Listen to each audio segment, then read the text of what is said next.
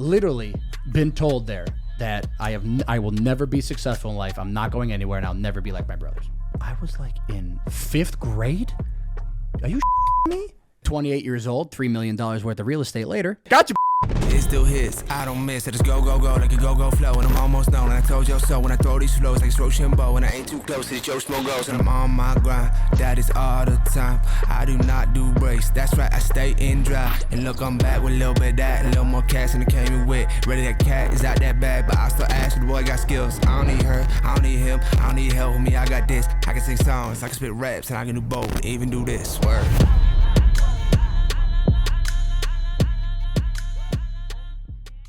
This episode is brought to you by Sweat Tent, the pioneers of the portable wood-burning sauna. Did you know that using the sauna 3 to 4 times per week could reduce your risk of cardiovascular disease by up to 50% and make you 60% less likely to experience Alzheimer's disease? That's why I've been a big fan of the sauna for years. But having to go to a crowded gym to do it isn't ideal. And all the at-home options are bulky and expensive. That's why I only use the Sweat Tent for my sauna needs. It's the most storable and affordable wood-burning sauna on the market. It not only takes minutes to set up, but it can reach 200 degrees Fahrenheit in 30 minutes or less. So whether you're enjoying it yourself in your backyard, with friends, or in need of a reliable sauna on the go, Sweat Tent is your best choice for the most portable, storable, and enjoyable outdoor sauna experience. All On The Stacks listeners will receive $100 off when you use code OTS. Visit sweattent.com today to get $100 off your purchase with code OTS at checkout. Again, that's sweattent.com to get $100 off with code OTS. Sweat Tent, helping you fire up your home wellness routine. This episode is brought to you by Wilkes Consulting, a Ramsey-preferred coaching firm. Are you drowning in debt? Is the weight of financial stress holding you back from living the life you were meant to live? Then it's time to break free and regain control of your financial future. Wilkes Consulting specializes in financial and debt consulting. Their team of 4 highly trained Ramsey Solutions advisors are ready to help you take charge of your money. Whether you're looking to get out of debt, pay off student loans, or simply need assistance on how to prepare to buy a home, Wilkes Consulting can help you fine-tune your budget and provide the resources and guidance you need to meet your goals. Don't let debt or the fear of finances control your life any longer. Head over to wilkopa.com and book a hassle-free, no-obligation call. Your first step towards financial freedom. Again, that's wilkopa.com, WILCOPA.com. Wilkes Consulting, making financial independence a reality. This episode is brought to you by Burn, the fitness company behind the Today Show approved Burn board. If I'm being honest, working out can be a real chore, especially as a new dad in desperate need of sleep and cardio. Burn is founded by NEPA native Jimmy T. Martin, and his Burn board offers a low-impact core and cardio experience unlike anything I've done before. They have hundreds of on-demand workouts that are great for beginners, seasoned athletes, and out-of-shape podcast hosts who love supporting small businesses. My wife and I use it pretty frequently throughout the week, and it's honestly a great way to burn a ton of calories without burning a ton of cash.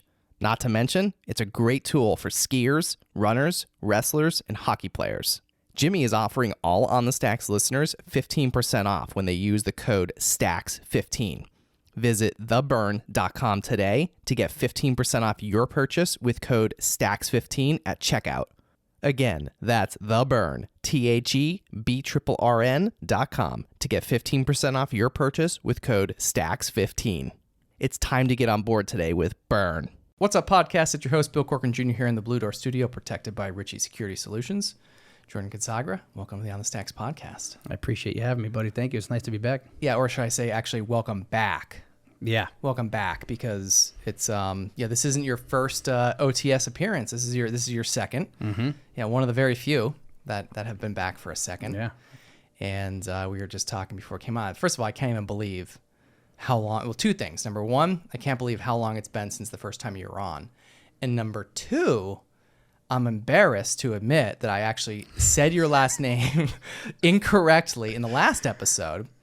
And over the last, few years or however long we've known each other, some days I would say it the right way, some days I would say it the wrong way. And I would always say to myself, like, damn, Bill, like, just like, I should just ask him, like, just to, make sure I'm saying it, like, because I was 50-50. Is it Consagra or Consagra? Mm-hmm. And I'm like, It's fair, though. People have been pronouncing it wrong. Yeah, I really only brought you back just to apologize publicly. Right. For saying it wrong. Well, it was like literally 2 years ago. I mean, or 3. Yeah, right. Yeah. be almost 3. By the time this episode, it'll be almost 3 years ago. Almost 3 years. I think I thought it was Episode 57. 57, which was in March, the end of March of 2021. This is going to come out in 2024. Holy shit. Yeah, 3 years. Well, thanks for having me. Yeah. And that's it. Great show, everybody. Great show. Thanks. Yeah. That's it. I'm calling you Consagra from now on. I'm going to say it wrong forever now. That's it. Yeah. Yeah. So I just brought you on actually to apologize for, and for everybody to publicly shame me. Yeah. So everybody, if you want to just leave comments right now, boo us, send hate mail. Yeah. 474 Schuyler Ave in Kingston. That's us here. Yeah. Yeah. I have one on the way. I actually prefer hate mail, believe it or not. I don't know about you. I do too. I actually... I would rather hate mail than fan mail. Yeah. Is that weird? No, it's not. I mean, fan mail is cool too sometimes. Oh, yeah. No, I'm not saying I don't want fan mail. Yeah, we want that too. But I'm saying, like, if it's the hate mail you need to get fan mail. Does that make sense? It does. Because that's what fuels us to... Yeah, I literally become just said, bigger and become better to get the fan mail in the first place. Yeah, it's funny. Like literally today, I'm gonna look because I don't want to misspeak, but I'm pretty sure. I just want to look and make sure I can get this right. Make sure I said it. Ready for this? Well, it's similar. This isn't the exact thing, but like literally just today. Now, again, I know people that will be listening and watching this are gonna be like, "Oh, he didn't say it today." Well, guys, these are pre-recorded, so we're talking in the future right now. We are. That's true. Yeah, we are. That's good. We're talking into the future. In the future. But literally today, I posted something on LinkedIn, and I said I started it with saying, "I love when someone tells me it can't be done." Yes. Similar to like as haters and hate mail. Yeah, similar. Yeah, So I knew 100%. it wasn't the exact, but it just like I said, I just posted that today. I'm thinking to myself, oh, I said something. How many times that you've been told that? More times than I've been told the opposite. Yeah. Like Yeah. literally, Yeah. I mean, with a lot of things. And the bigger you grew, I feel is like you hear it more. Oh yeah, it's like, oh no, that's not, you can't do that. Like, oh, you're not going to be able to do that, or you're not going to be able to get this type of guest, or you're, like, how You know what I chalked it up to? What? Is I look at celebrities, right? Who are obviously, bigger than I am, right? I'm not a celebrity for by any means, right? For how famous some of them are, they have 1,000 people to hate them than they do like them in the first place. But they're still famous, right? There's still 1 million people that like them, but I'm sure there's 10 million people behind closed doors that hate them. Yeah. Why would it be any different from a little guy from Jenkins Township? You know what I mean? Yeah. So I embrace it. I do. If it's going to happen to them, it's going to happen to me. If it's going to happen to me, why wouldn't it happen to them? Yeah, it just like you said, somebody that's I'll say famous and known by millions of people. It's just it's all the same. It's just bigger or larger scale. It's just at different scale. Right. It's the same thing. But if they listen to all of it, and they, what would make them bigger and better themselves? Yeah. And I think everybody processes it differently. Like I feel like too, there's a lot of like you hear about but I still agree with you, and this isn't like me disagreeing with you. No, maybe it kind of is. I don't know, but I'm not. No, that's what we're here for. Yeah. Right. Should we just argue this whole time? Actually, it'd be good. It'd be possible. It might happen. It might happen. Yeah. We'll see what happens. We'll see. This is it. Don't get scared now, as we say. Yeah, that's right. But you hear about like a lot of times like with whether it's musicians or actors, just famous people in general, and they get like so famous that whether it might not even be hate, it's just the fame actually gets to you somehow and like just drives you like insane, and like you just I'll say like lose your mind in a sense, and just because of the fame, and I think because of the pressure, 100%. They have to be under so much pressure. Oh yeah, so much. Yeah. And not to mention there's different types of celebrities, right? Right. There's actors, there's actresses, there's athletes. Yeah. They got to be under different pressure than maybe somebody in a movie, or maybe the movie guy has different pressures than somebody on the field. I mean, you're talking about all different things. Plus, just to be in the spotlight. I mean, like, if I speed and get pulled over, like, I'm not going to be in the newspaper. You know what I mean? Right. Yeah. But like, if you're like famous, then Travis Kelce goes down the highway and gets a speeding ticket, he's going to be all over the news for no reason. Yeah. It'll make not just national, but probably global. Global, yeah. Yeah, because the whole Taylor Swift and that. That's The Swift, are you following this? Are you following? I am. Okay. I am. Are you? So are you a Swift fan or? I am Kelce? a Swift fan. Are you? But let me tell you I give something. you props now. for admitting that. I am. I'm not even gonna. I can't take it away from her. I mean, she's a great performer. I agree. I mean, I've been to I've been to one of her concerts. You have? Have you? Where? No. Dude, you're a Swiftie. You've never been to a What? Taylor Swift concert? No. Where'd you go? In the Giants Stadium. No kidding. Yeah, And that was like I forget what's the arena. I don't even know either. Yeah. I'm not a Giants fan. Yeah, So I think Giants and Jets share it, right? it is. I mean, Whatever. Yes. Yeah. Yes. Is that tennis? Did Is you that? say? Yeah. Are we talking about soccer? Yes. Okay. Got it. Yeah. I think they share an arena. They in might. New Jersey, I think. If they don't, then at least we're wrong together. Yeah. Right. Yeah. Yes, yeah. Good. Yeah, all Guys, comment. And let us know if we're right or wrong. Yeah, Actually, yeah, only let us know if we're wrong. If we're wrong. right, Yeah, if don't we're right. don't even say anything. Yeah. Right. But okay, so yeah, a few years I've got it. It might be more than a few years now. I forget what year it was. It was right before pandemic, maybe Okay, maybe like 18 or something. something like that. Maybe I forget. Yeah, 17, something Yeah, like that. 18. Might have been like right after my wife and I got married. I forget. But Jess is a big Taylor Swift fan. Yeah. And I got her. I think it was for her birthday. I feel like I should know this. Forgive me if you're watching. Yeah. But We anyway, edit this out or? yeah, we'll leave it in. Screw it. Yeah. By the way, I really don't edit anything out. In case anyone's wondering, That's what I love about this. yeah, That's what I love about the show. because like a lot of times, like people that Raw. come on, and I'll go back to the Swift story in a second. I really did. yeah, we we're going derailed off it. of, We're- yeah, we're yeah. you know what? This Our- is going to be a good podcast. Yeah, this is good. Yeah, if people can actually like stay with it and pay attention, this is I tough. promise you, it's going to get Yes, fantastic. it'll get better. It'll get better, people. I promise you. But the editing thing, like a lot of people say, like, oh, like, hey, like this gets edited, right? Like, in case, Right. where I said, if it could.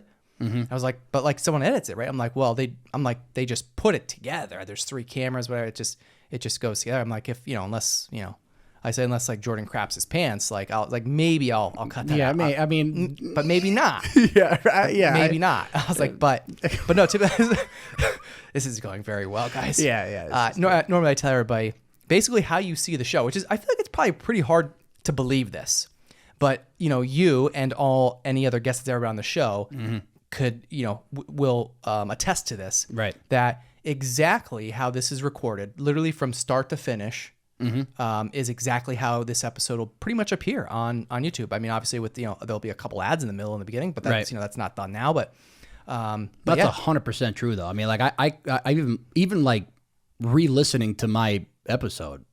It was like verbatim. exact, right? It's Yeah. 100% Yeah. untouched, Yeah, right, pretty much. which is why I love this though. It's Yeah. so true. Yeah. You know what I mean? Was that? I mean, why edit it? right. You know what I mean? Yeah. Like, be raw. This is who Yeah, we are. exactly.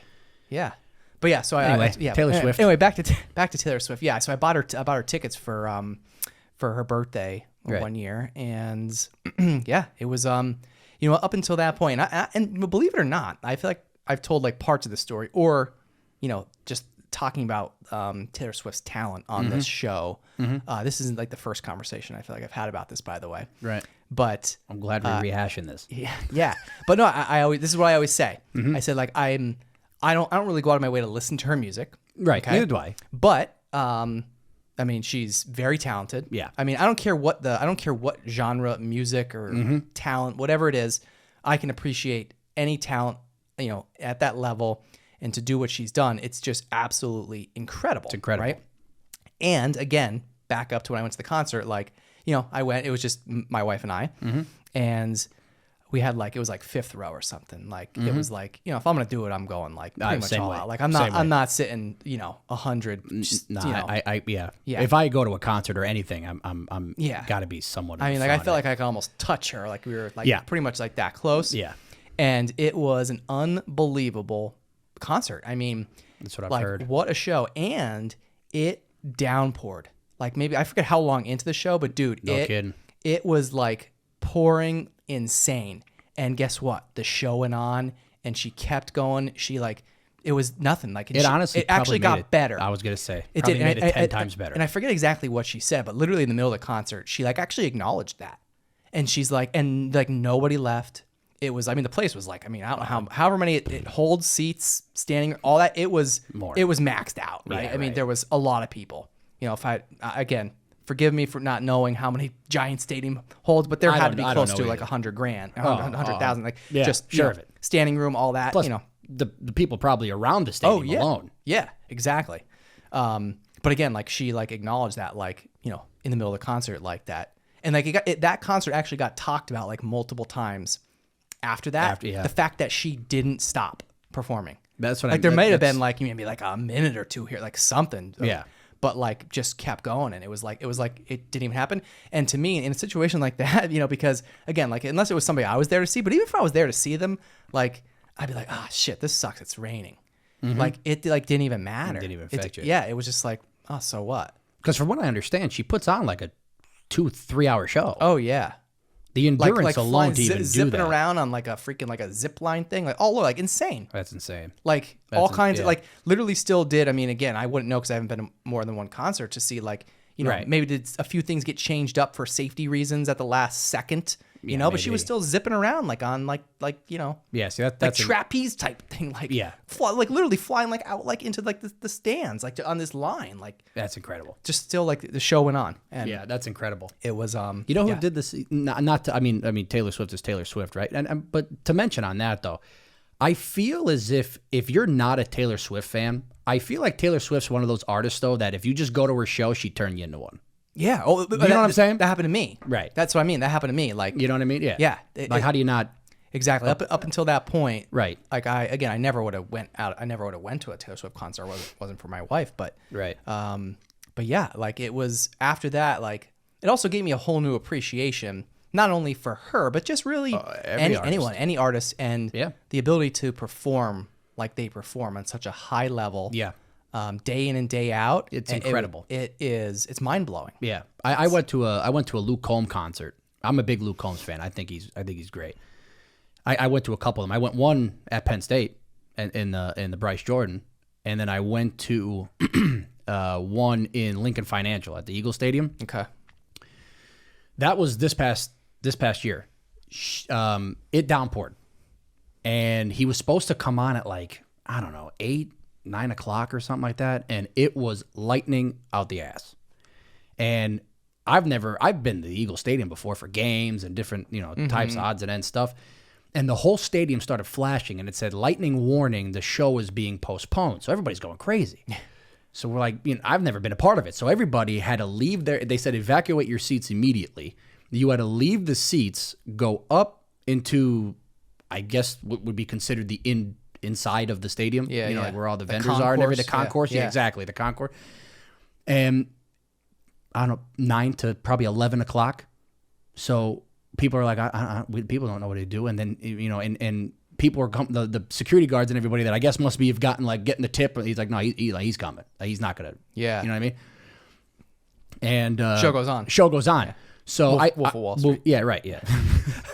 Yeah. So sure as shit, 11:30, he's coming out. They said, get back to your seats. We're ready to go. Now it's still raining, but the thunderstorm had passed. Okay. So he's coming out. I thought, like, you know, if you know his music, like, you know, to come out to like When It Rains, It Pours, I thought would have been absolutely perfect. Is that his name of the song? I'm not too familiar. Like, I know who he is. But It is. I don't really listen much. But he came out, he performed his first song, and he immediately hit it. And he came out and he literally said to the crowd, he was like, there was no questions asked. I'm coming out to this. And he said, I would never not come out and perform in the rain or perform in whatever weather conditions I possibly could, because you as the people deserve that. And like, I'm already a Luke Combs fan. Now I'm even a bigger Luke Combs fan, because I'm like, so you're a super fan now. I'm a super fan now. Yeah, yeah. We should, you know, we should meet him. Yeah, I think so. It'd be something else. Yeah. But so what he did to the crowd, and you know, I'm going to curse here, so it's for fair warning. So here's all right, fair warning. Fair warning. Yeah. Fair warning. This is Luke Combs' words, not mine. Earmuffs on your children. Yeah. Children are watching. Luke Combs' words, not mine. But but he came out and he said, you know, a guy came back to me when I was in the green room, and he said, Luke, he goes like, you know, this had to happen to you a couple times. He said, is this ever a time when, you know, you don't want to go out there or not? And he said, I looked at the guy and he said, buddy, he goes, this is what the fuck I do.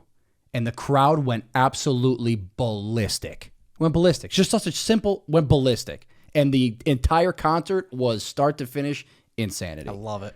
Insanity. I love it. Yeah, it was really cool. Cool experience. Yeah. I don't even I give people credit I like probably that. couldn't name one song, but I like the guy now. That's it. Like I like him. Not that I didn't like him before this, but Yeah, it's like I mean, I could appreciate that because I mean, how many people? I mean, I don't know if artists do it or not, but how many? Like maybe like, they could just bag it. See ya. Yeah, I'm pretty sure. Yeah, they could just bag. Yeah, it. and they probably still get paid. Probably most. still get paid. Oh yeah, you know, Yeah. or just move the data. But this guy's like, nah, screw it, doesn't matter, yeah. these people are waiting for me. I mean, they're paying to see me. I'm not paying to see them. I'm gonna go out there and perform for these people. And he Yeah. didn't like underperform because it was raining or Yeah. what. He performed.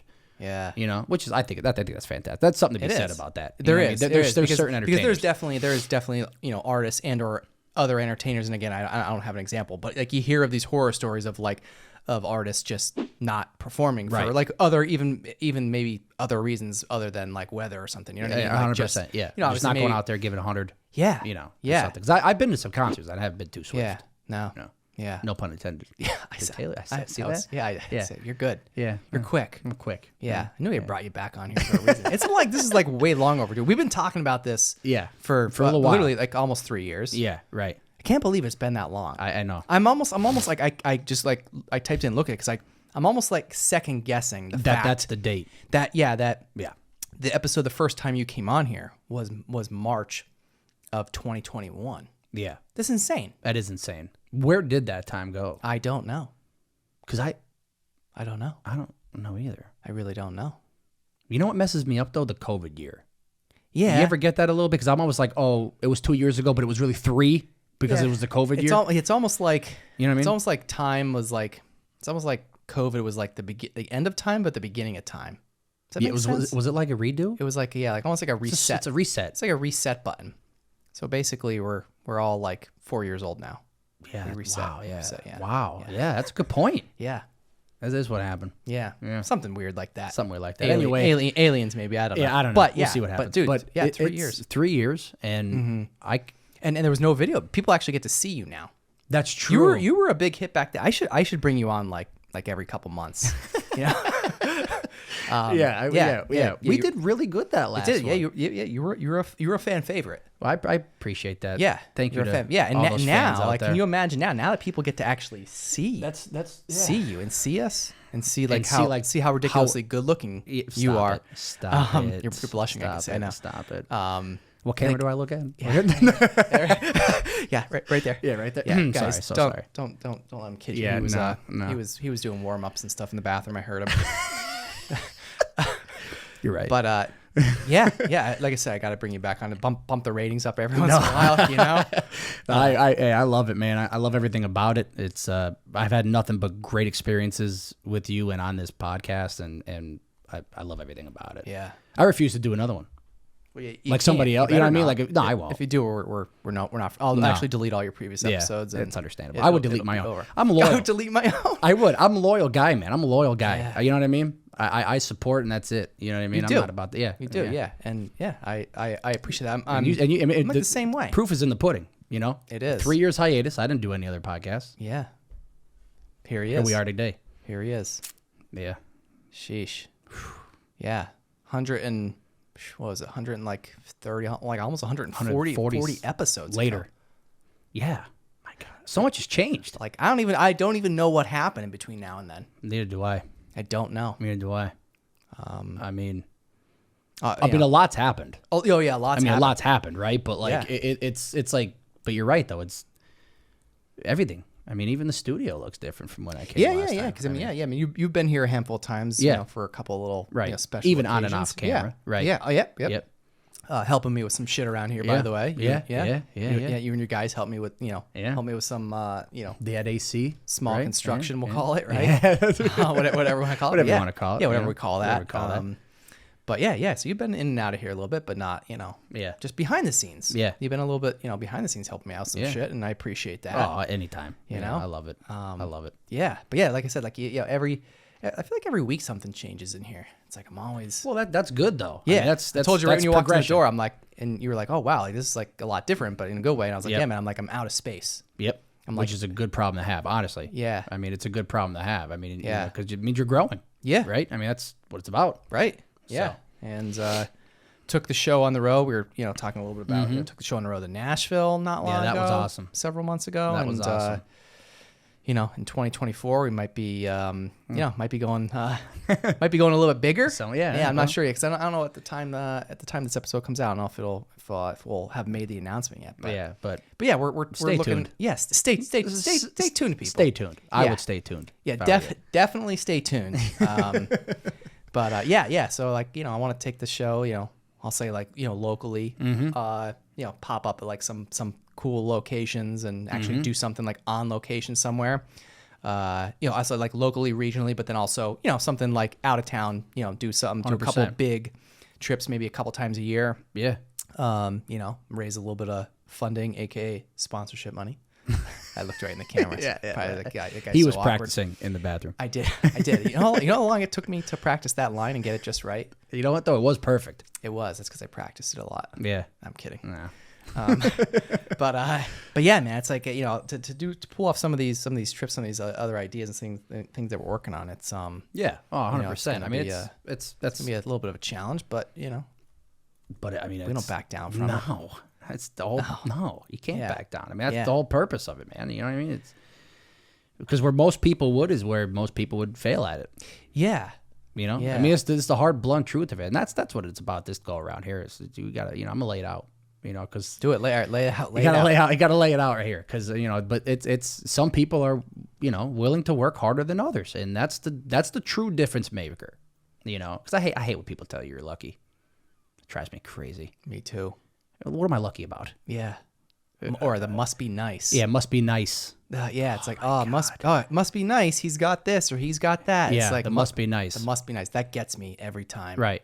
And like, I feel like I'm also subject to that more than maybe like the average Joe, and even maybe the same with yourself. But like, because like my father was a successful man. Yep. You know what I mean? So like that doesn't if you have help. Right. If you have any, you know what if I'm you're saying? following in the footsteps of anybody, I'll say is moderate, even just moderately successful. Right. You immediately, it's like, his parents did that for him. Exactly. Oh, his dad bought him that. Like, how many people think that my dad bought me this building? To this day, you know how many people are like, oh yeah, your father bought your cars, your my chains, my whatever. Yeah. It's like, okay, I forgot you. Clearly, you don't know anything. Yeah. Forgot you were part of the family, I guess. I Yeah. At the dinner table together. Whatever. You know what I mean? But that kind of goes back to the hate mail. It does. Like I feed off of those people Me because too, you know what I love about it is that like you simply can't fathom.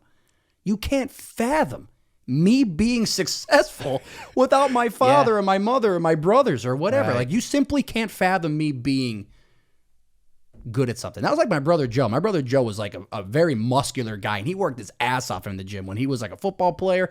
And then people were telling him that he couldn't do like a professional like bodybuilding contest, so he did it and he won. Right? So like just shit like that. But then like when he did it, they were like, "Oh, you're on roids.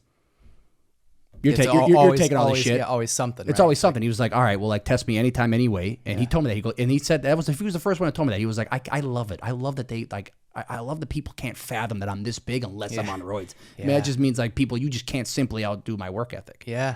And that's what it comes down to me. It is. That's what it comes down to. So I take that and I spin it because I try to pick every positive out of every negative situation because unfortunately, like especially in today's world, like we have so much negativity around us. Oh, it's nonstop. It's disgusting. It's more than positive. It's more negative than positive. 110%. There's just more negative than positive any which way you turn, no matter where you go. Yeah. So like who, what, when, where, why? It doesn't matter. Negative. Yeah. So I try to I try to pick the positives out of every negative situation, and that's one of them. Mm-hmm. I mean, like I love that these people can't fathom to think that I'm doing something without, just like my hand being held like every way possible. Yeah. You know what I mean? Yeah. And it's just like, must be nice. Yeah, right. Yeah, must be nice. I hate that. Must be nice. It's like, if you only knew what I went through to get the things I have or to do the things I've done. Yep. And to think like, people might think like, oh my God, he's got all like, oh man, how much money like he must be making. It's like, well, I'm not making millions of dollars here. Right. And it's like if people only knew how much money I invested. Right. Like literally all of my own personal money, by the way, my money. Yep. Like, right. Not keyword. Yeah. My money. Right. Yeah. Yeah. Let me say it one more time. My money. My money.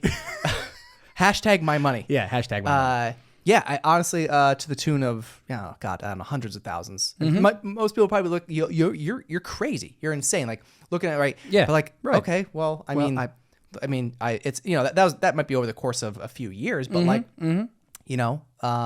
but I mean, I built the platform that I built because I believed in myself and the mission and the people like you coming on the show and the people like you also listening and everything else. And it's just like, you just keep growing. I just kept reinvesting every dollar, still to this day, by the way, right now, present day. And hopefully I can continue to do it for as long as I possibly could, just constantly reinvest every dollar back in. I actually have a confession. I lie, a slight lie. Ooh. So I've never taken any paycheck whatsoever from any dollar amount that I've ever made. And I'm talking 6 figures plus, like, revenue. Yeah. Every single dollar except one time, I bought myself a pair of sneakers. Oh, shit. Yeah. That's it. That's it. But that's it though. Yep. But that's it. Yep. Besides that, nothing else. Did you use the sneakers for an episode? Did you wear the sneakers while you were on an episode once? 100%. It's a write-off. Exactly. Yeah. But I was like, it was, I think, but I was like, you know what? I was like, I deserve something. Yeah. At this point now, this is the podcast is, let's see, right now, it'll be 4 years of the podcast, but 5 years of the brand. Right, 5 years. 5 years of the brand. Yeah, 5 right. years. Yep. So in 5 years, I bought myself one. I took, they might have cost $125, maybe $150. I don't even remember. Right. $150 max. We're not talking thousands. No. We're talking $100 and some dollar pair of shoes. Yeah, one $150 pair of shoes. That's all I've taken from this so far. Right. And it's like people probably look at it like, oh, like, what's going, Yeah, well, right. that's what's going on. You're reinvesting into the brand. Yeah, I it's mean, like, could I take a paycheck? Yeah. Yeah, but why? But yeah, it's like if I don't need to right now, I'm not going to. No. Am I going to in the near future? Yeah. Yeah. Yeah. Yep. It's like, I mean, that's clearly the goal here. I mean, if anybody is watching to this point and thinks like, oh, Bill's just doing this for shits and giggles, like, Yeah, no. right. No. No. But yeah, it's like I put, everything, literally money, time, like so Everything. much into this to build the foundation. That's why, like, I tell everybody, like, it's like, every time that goes by, it's just like, I always feel like I always tell everybody, it's like, oh, I'm just warming up. I'm just getting started. And I still feel like that. Even though it's like 5 years into this brand, and I feel like I haven't really even. I feel like every time, even though I keep leveling up, I still almost feel like I'm still like just. And you know what? I don't think that's going to go away. No. And I hope it doesn't. to. No, Right, exactly. I hope it doesn't, because then it's over. I feel the same way. Then it's over. I feel it's exactly it's over because that's when you know that you're just Then what? That's like then what? Nothing. That's when you haven't you start being complacent and just like content. Yeah. And just content. And you can't be content in business and all that. No, you can't. No, otherwise, well, you're just not going to go anywhere. Right. That's it. Because I don't know if there's a time I was content with anything. No, I don't think I probably ever really was either. Like I don't care what it is. Like maybe like a little bit like working like for somebody else. Oh, but yeah. That's something that that's kind of like a whole other conversation. That is a whole other conversation. There's a lot of layers. I could get into that one. Yeah, I could get into that one too because that's like the whole reason why I started doing everything I possibly could for the brand so that I didn't have to work for somebody else. Right, yeah, exactly. Because I realized at a young age that there's no way I could work for somebody else. Oh, me neither. I don't have that. No, I just can't. And then even people were like, oh, like why? Like you know what I get a lot. Why didn't I become an architect to step into my father's company? I get that all the time. What's the answer? I watched what my father went through for 30 plus years of his architectural. Me personally, the better half of 10 to 15 years of watching him go to work 8 to 5 every day on autopilot. I've watched that man work his ass off every single day. And the company, like, at that point was like, you didn't have to do anything. It was just raking. You know what I mean? But I watched my father continue to work his ass off for that company like it was day one, making $0, 3 kids and 1 on the way. You know what I mean? Like, but I've watched him. I've watched. But the moral of the story is I've watched my father work his ass off every single day of his life, and I'm like, I was uninterested in it. But then like getting like just watching him like come home and just be like, I knew he was ready to retire. You know what I mean? Because he was done. He's done. You know what I mean? He did everything he possibly had to do. Plus he had like he started other ventures so that like, you know, I'm going to start getting bought out of this company now, and then I'm going to doing some other something else that maybe like that brings me more life, yeah. which is great, which is what you should be doing, right? I mean, the guy deserves everything in the world. I mean, he's the greatest father out there. You know what I'm saying?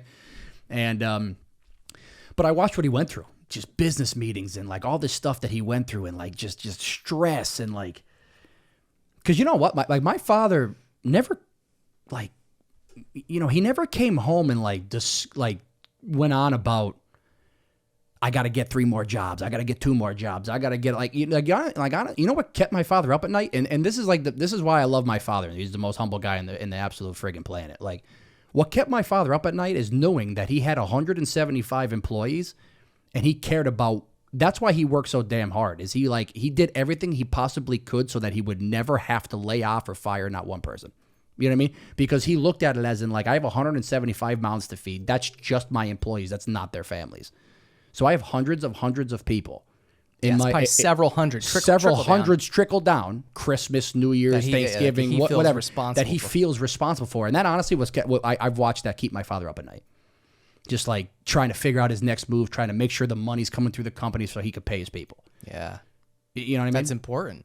It's huge. Yeah. It's huge. And I think that's why my father was so loved in that company from his employee, from his because he took care of them.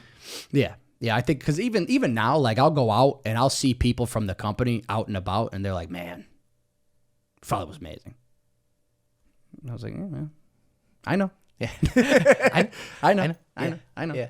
You know, and I used to go up there as much as I possibly could, go grab lunch with him and everything like that, and you know, I could see how it was. But honestly, I think ultimately that's why I never wanted to. Like, I love everything about architecture, but I think when you're at his level at that point, it's almost like he didn't do architecture anymore. Like he did it, you know what I'm saying? But like in reality, like it's like now you're a major owner of a company, right? Like there's other things you have to do. Like you're hiring other architects in your company and your draftsman and all this other stuff. And you're kind of delegating, he's right? replicating himself. Right. But then 100 times over. But then I watched him just do it anyway. Yeah. And I'm just like, man, like I have to give you credit where credit's due, because I don't think I could do that. So I knew like if my heart's not going to be 100% into architecture, there's no way I do what he can do. Yeah. For somebody's heart that was 100% in it, and still in it to this day. Yeah. You know, yeah. My father's retired now, but he still has his licensing. He's still an architect. You know what I mean? He still does stuff to today. But it's just I've watched that and I'm like, I couldn't do it, and I think that's why I never became an architect. I just watched him go through so much, and then you know. Plus, growing up, I was just, we were doing a lot of construction at the time. You know, when I was growing up, we were building homes. So it's just something about fresh lumber. The smell of fresh lumber. Yeah.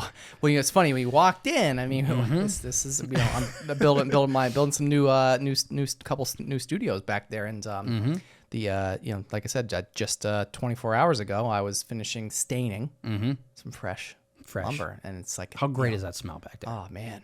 I didn't want to leave. So good. I could smell it in here, and it's like it's not even. It's like it's fantastic. Just penetrated over here. Yeah, I love it. Makes me want to actually put up more wood. Honestly, like, and after doing that, like I'm like, oh man, like what I'm like, what wall I'm jealous of that studio now. It's like that studio's gonna be nicer than this one, and I'm like, damn it. Yeah. It's like I need that fresh wood smell in here. Yeah, it is. It gives you jump start. And when you cut the wood, that oh man, oof, I could just eat it. I honestly. I know. Are people still listening? I don't know. I hope so. I don't know. We're talking about eating sawdust. Yeah, I hope wood so. You know what though? We did. Getting weird. It was a good hit last time. It was. Are we a one-hit wonder? We don't know. We had a good run. We had a good run. We'll see. Hopefully, yeah. people are still listening. Again, we promise you it's going to get better. Yeah, guys, it'll get better. It'll get better. It'll get better. Stay tuned. Stay tuned. Stay tuned. Just have trust. I derailed your story about talking about growing up with construction. Yeah, no, I mean, you know, growing up with construction was awesome to me. Like, there's something about a dirt project and something about like the smell of the wood, and like, I freaking love it. You know what I mean? Like, yeah, I think it's like the feeling too of like you feel so accomplished after like for building sure. something, and whatever it is, like whether it's construction or not. Like even me, like as you know, because you helped me with some projects over the last couple of years. I'm not the most handy person, but I've gotten more handy. Right. Just, 100%. And that wall back there, I'm proud to say I did that by myself pretty much. How great do you feel? Oh, like 1,000. I mean, in the moment, at some points, very frustrated. Oh, Several trips. There's times you got several trips back to Lowe's. Wrong stain. Had to get a different color stain. Like just a million. But at the end, it was like, this is amazing. Like you look at it. Well, first of all, it smells great. Yeah, it's fantastic. It does. Looks great. It really does. They should make that in a cologne bottle. Oh yeah. Stain smell or wood smell, or both? Ooh, both? No, not like together. Yeah, but like one or the other. One or the other. Because I feel like that's one of those things where it's like you can't buy one without the other. Right. So Which would you prefer? So what would you do? Would you I think a little bit of wood scent. I would first. Yeah, I would first. And then that's the progression. See, the process. From what I understand though, is when you're going into the cologne business, don't they have like coffee beans there or something to like reset your smell? That's like, I think so. Something like that. That's a thing. It's a thing. Same thing with like tasting food. I think it's milk, or something cleanses your palate or something. Yeah, right. Similar. Right, or something like that. Coffee beans. Yeah, you're probably right. I don't know why I thought it was lemon that cup. Well, it could be lemon too. I could be wrong with the milk. We have no idea. We don't know about the New York Giants stadiums. We don't know about the milk or the lemon, but that's besides the point. Yeah, we really don't know anything. No. So don't follow any of our advice. No, it sounds good though. Yeah, but I think that's what I would do. I would first start with the wood smell because that's what I grew up upon. Okay, you know what I mean? Yeah, OG wood smell. I'd give that a smell, and then I'd go to the coffee beans, and then I'd hit the stain. Do a little hit a stain. A little hit a stain.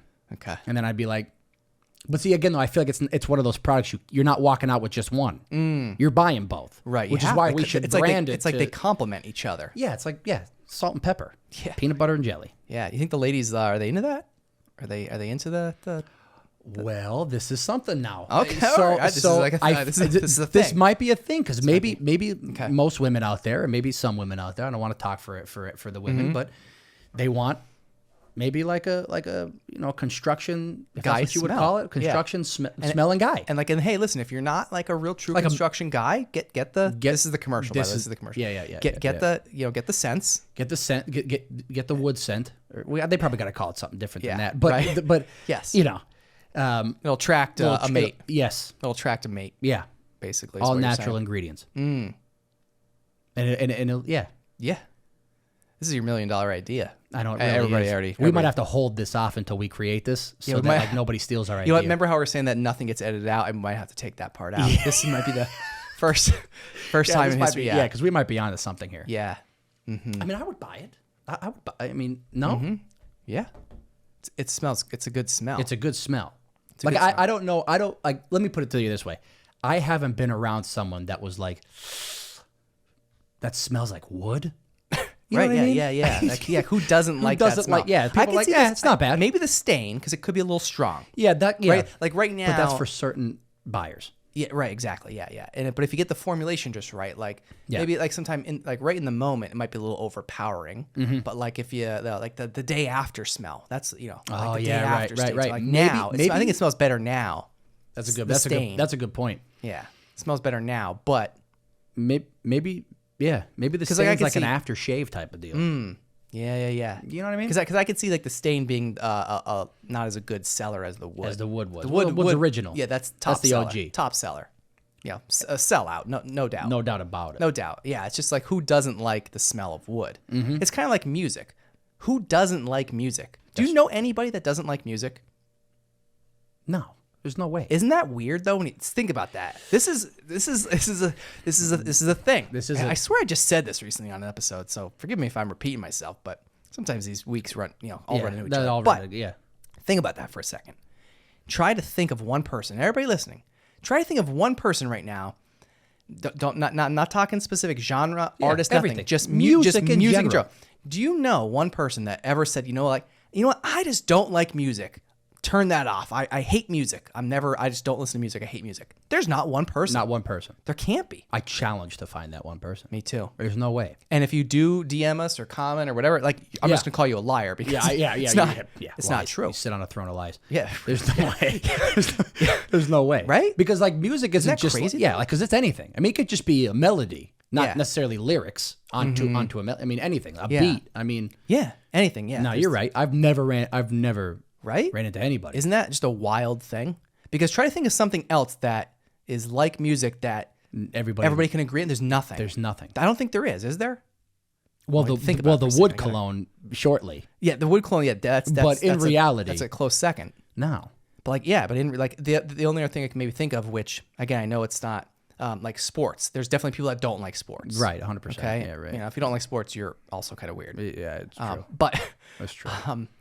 I probably lost a lot of fans for that. But well, I like you guys. Though. Yeah, but you're right. but no, but like so, like, sports could be that. That's one of those where it's like I think that might be the I next think, biggest thing.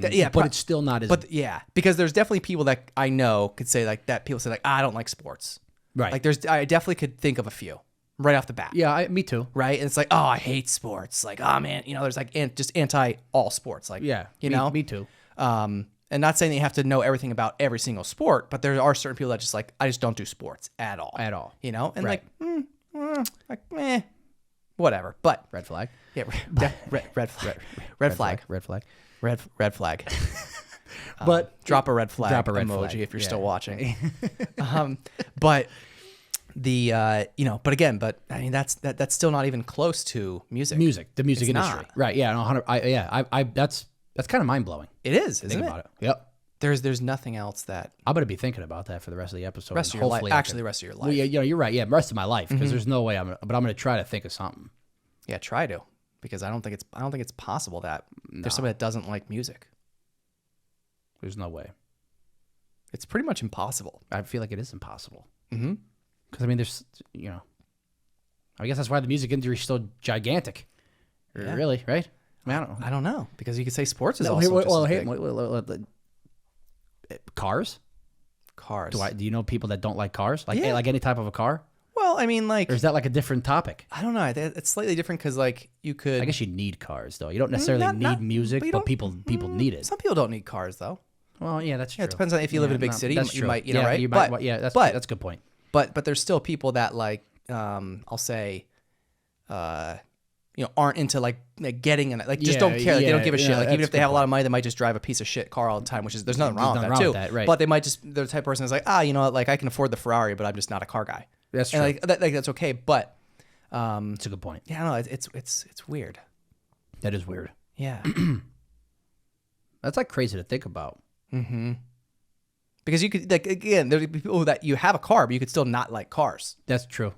You're right. You know what I mean? Yeah, I do. Now that you're saying what you're saying here, I do because I now I know people like that. Yeah. That you put it to me that way. That's a valid point. But like, But I don't know somebody's find like a person that's like, yo, I hate music. Yeah. I won't. Like, I'll never listen to any not type of music one beat ever. Nothing. Ever. Silence. Forget about it. All the time. No. Not music. No, It's impossible. that doesn't happen. That's not that. Yeah, it is. It's How impossible. is this? How is this like a thing?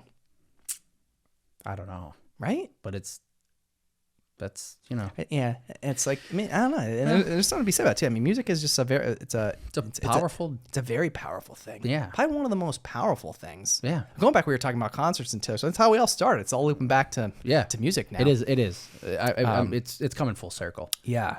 Music. It's therapeutic. It's It is. motivating. It's Well, now that Taylor Swift introduced into the sports world, right. How about that? She wasn't a sports person. She didn't like. I don't think so. No, Not that I know. I think I even might have saw something think somewhere they that she said was like something that like- she was like didn't really. She's like wasn't a fan of football. Now Well, now, yeah, right now. she has no choice now. but- Well, true. Yeah. But a lot of her fans are now following Yes, sports, because which is cool. Yeah, I mean, which were probably people that weren't sports that weren't sports fans. people before Again, that maybe are now. Yes. I mean, like, which, I mean, I guess thank God to the NFL that the Kelseys play football. Yeah. Because if it was another sport, maybe they, but yeah, I mean, it's, no,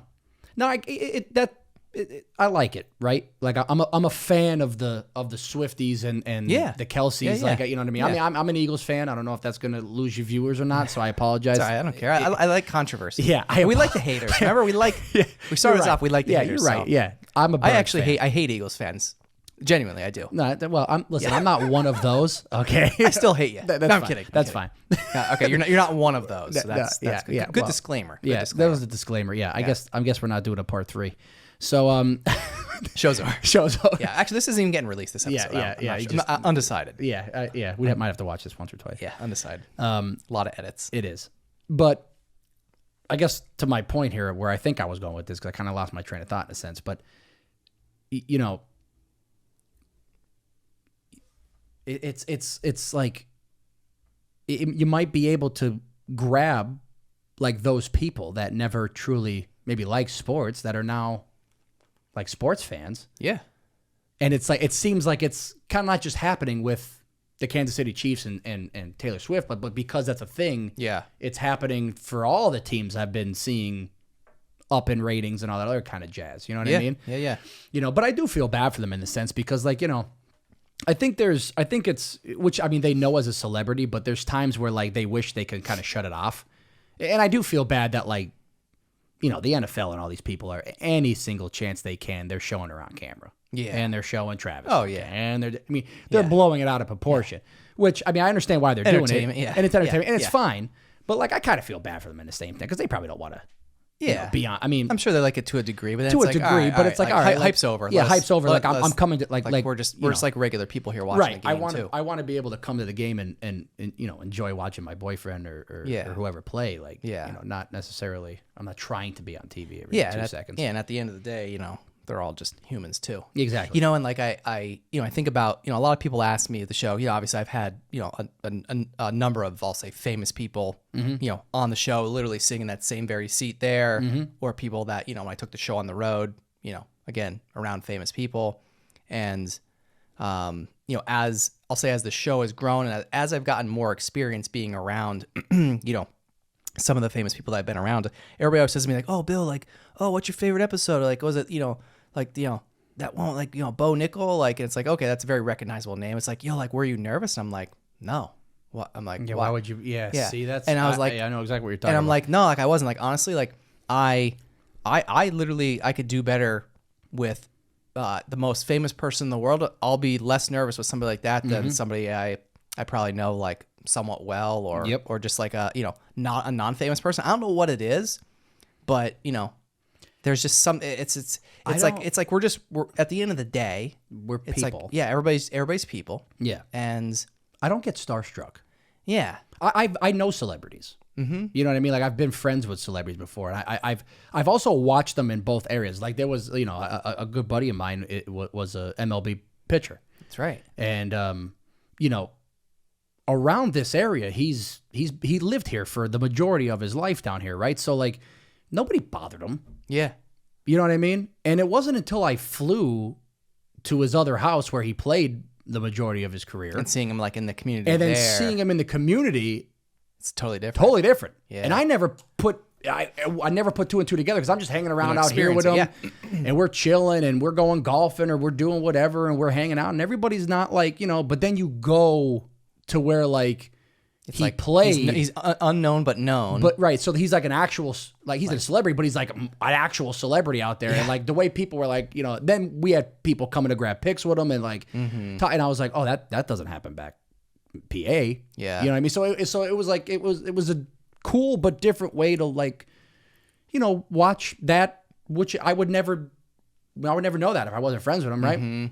And to be able to watch how he had to, you know, do stuff and, you know, differently, but he was also one of the good ones, though. I mean, like, because he would look at me and be like, listen, man, there is zero difference between me and you, but they put my pay salary in the newspaper. Yeah, it's the only difference between us. Yeah, and it's like that's there's something to be said there. Yeah, you know what I mean? Because it's like, this guy is basically, he's trying to tell you that, like, I'm no better. I'm no better. I'm not trying. Like, I don't look at me as a celebrity. Don't look at me as like an MLB pitcher or what all.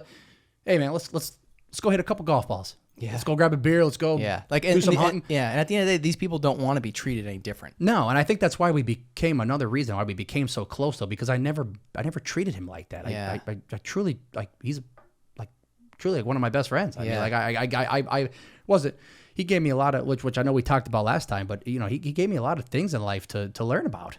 You know what I mean? And I can appreciate that. I can appreciate that tremendously. I mean, but that's, yeah. So, like, to watch what they kind of, and even the stories he would tell when he was playing, even, like, you know what I mean? It was just cool to, it was cool to understand it. Yeah. You know what I mean? And kind of watch it in real life. You know what I mean? Yeah. But I give them a lot of credit. I mean, and some don't take it that well, though. Yeah, that's the difference. I mean, he was one of the good ones. He was one of the ones that, like, never acted like that. And to this day, doesn't care who it was, never acted like that. I mean, you know, I watched this guy go down to the local baseball park and he was just pitching to kids. He was like we used to, actually, we were driving the one day, probably going down to, we used to hunt a lot, so probably going to put down some corn feed somewhere at one of the properties. But we were driving past the local baseball field and he saw kids playing out there and he pulled right over. He just went out in the baseball diamond and just, kids were like, "Hey, what's going on?" Like, he was just like one of those guys, and he was like, "Come on, let's throw a little BP," and he did. And I bet there was no cameras around. It was nothing None like of that. that. It was just none like, of that. Nobody would even know that story now until I just said until it. you told it. Yeah. Nobody. I was gonna And say, he I bet did- you there wasn't even a picture taken. No, zero. And that's what was so great about it, because we're Yeah. so involved in our phones today. Yeah. You don't take what's, like, you know, granted for you in front of you, and that's what, I mean, he did that. I mean, he did that, and it, you know, brought so much joy to people. You know what I Yeah. mean? I mean, he had a bag of 200 balls at his house, you know, and we used to play catch, and you go, like I said, you go down to a local baseball park, and we see the kids every once in a while. He pull in, start throwing That's BP cool. to them. Yeah. I mean, Yeah. never thought anything above it. But he knew that they would enjoy that. And even from this area where we don't have too many famous people, right? Right. So it was just cool that he was willing to do stuff like that, you know. And he still is, even out where he's at. You know what I mean? He always sign it. And he always said, I'll never turn away an autograph. I know some people, celebrities, that maybe don't sign stuff because they want their autograph to be worth more, because if you have too many autographs out there, Right, like yeah, decreases the dilutes it, yeah. He's like the day that somebody stops asking me for an autograph is the day that it's over. It's over. It's over. You know what I mean? Yeah. He said, I will never turn somebody away. And he never did. Never did. I like that mentality. Yeah, never did. Always treated people with respect. I mean, he's such a great guy, though. So it was pretty cool. I mean, so you have those types of people. And Yeah. I'm sure you have some celebrities that aren't that way. No, I'm yeah, sure definitely, that are just like, definitely. yeah, get the hell out of here, Right. or whatever the hell. I mean, Yeah. you know, because Yeah. Pennsylvania can be a little rough on celebrities. I mean, we saw when Derek Jeter was in the the baby Yankees up here, and he tried to go to a restaurant in Pittston, and the streets are flooded. I mean, like, people don't like. Yeah. You know, I mean, I know that's Derek Jeter for crying out loud, but like, Yeah. you know, we're not, when celebrities come in here, like, people around here are pretty. They get pretty nuts. Mm-hmm. So, you know, anyway, I guess that's my rant for the day.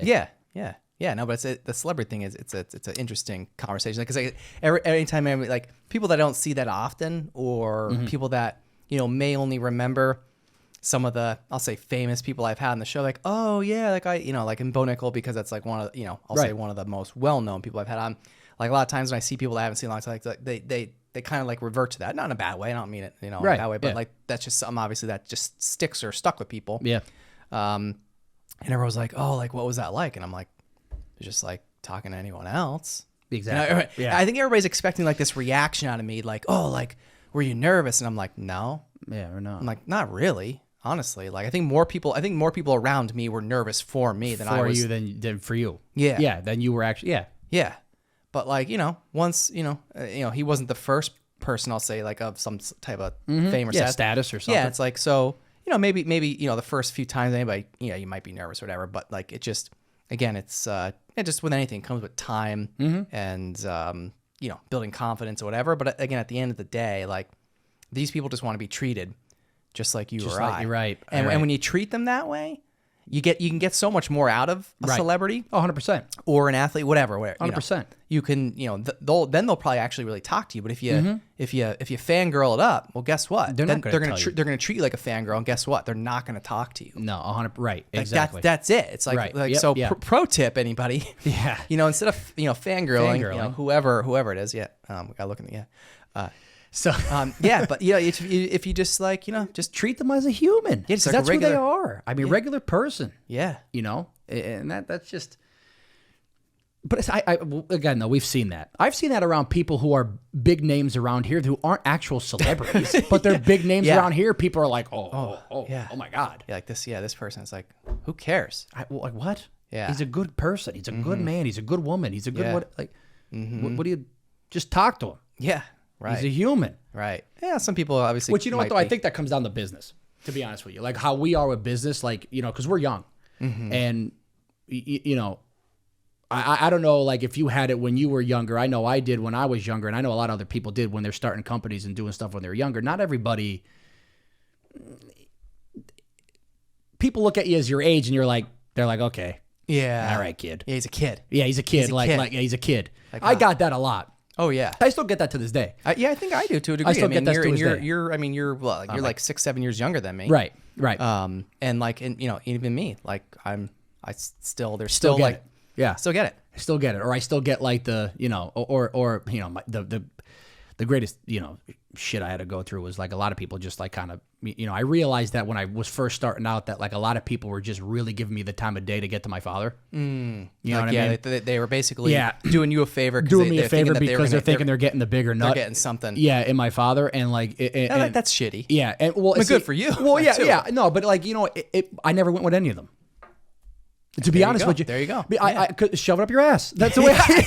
You know what I'm saying? Shove because it up your like ass, that's I mean, not a nice way to put it, but it is what it is. Because this is the way I looked at it. Like, and I struggled with banks, and they, I had a guy,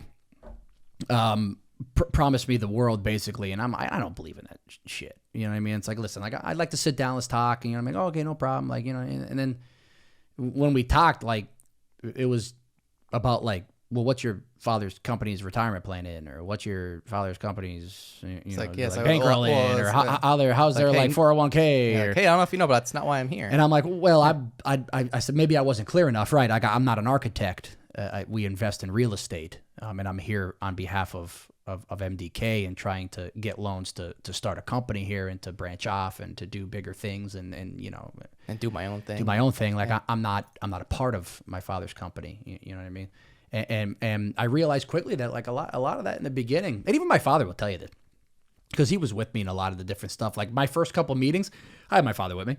I was able, because I had that crutch. I was able to like why wouldn't you have somebody, like if you had somebody in your corner giving you advice that are willing to come, an expert, why would I not take that, right? So I'm lucky in that. I'm lucky in that aspect, And the same thing with my buddy who played in the major leagues.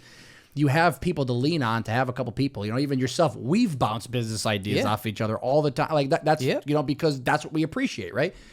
So I had him down there, and my father would be like, listen, I'm not here to talk about my company. He told a couple bankers that, like, I'm not here to talk about my company. I'm here to talk about MDK. Yeah, whole other conversation. Yeah. You're not getting my company. Yeah, wrong time. Wrong place, wrong time. Right. In fact, now you're not going to it's actually worse. It's actually worse. You're never going to. You're never going to now. Because and you then just tried that. You're actually not going to get MDK's business now because of how you're treating the son and how you're treating me now. You're right. So, but I dealt with a lot of that in the beginning. And then if I wasn't dealing with like, being in the shadow of just the my father and like, the whole thing there, it was not that I was ever in my father's shadow. I mean that as in like people thinking that it's just like, my dad's my dad and then like go to hell, everything else. But like, then it's just young, that kid's too young for this, too young for that. Or they don't take you seriously. They don't take you seriously. Even if your dad was there and then say maybe then he's not, and it's like, okay, well, hey, Jordan's now doing something. Yeah. Right? And even when you start actually like making some waves and actually like people can actually see like, oh, like, no, like he's like really doing it. Like he's really doing the thing. Even then I think, I'm sure you probably, because I have too, I'm sure you probably have experienced it. People may still even at that point might not take you as serious. They might still think like, this guy's like, he's just goofing around. Like, this isn't serious. Oh, like, even though you might be, you have all these properties and it's like, no, like this is like a big legitimate business. Like that he's doing, that he built, and he's doing day in and day out. And I mean, I see it all the time, dude. Like same thing. Like I get, same thing. I've called like bankers before too. And just thinking like, hey, like I just want to have a conversation. Like, and they just, blew me off. Cause it's like, oh, like, honestly, like, what's that? Mm-hmm.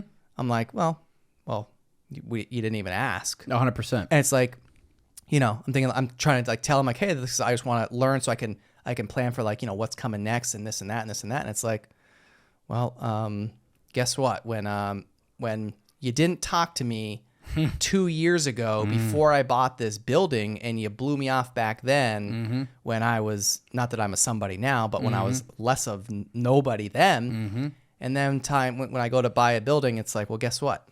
Bought it somewhere else. Got loaned from somewhere else. Mm-hmm.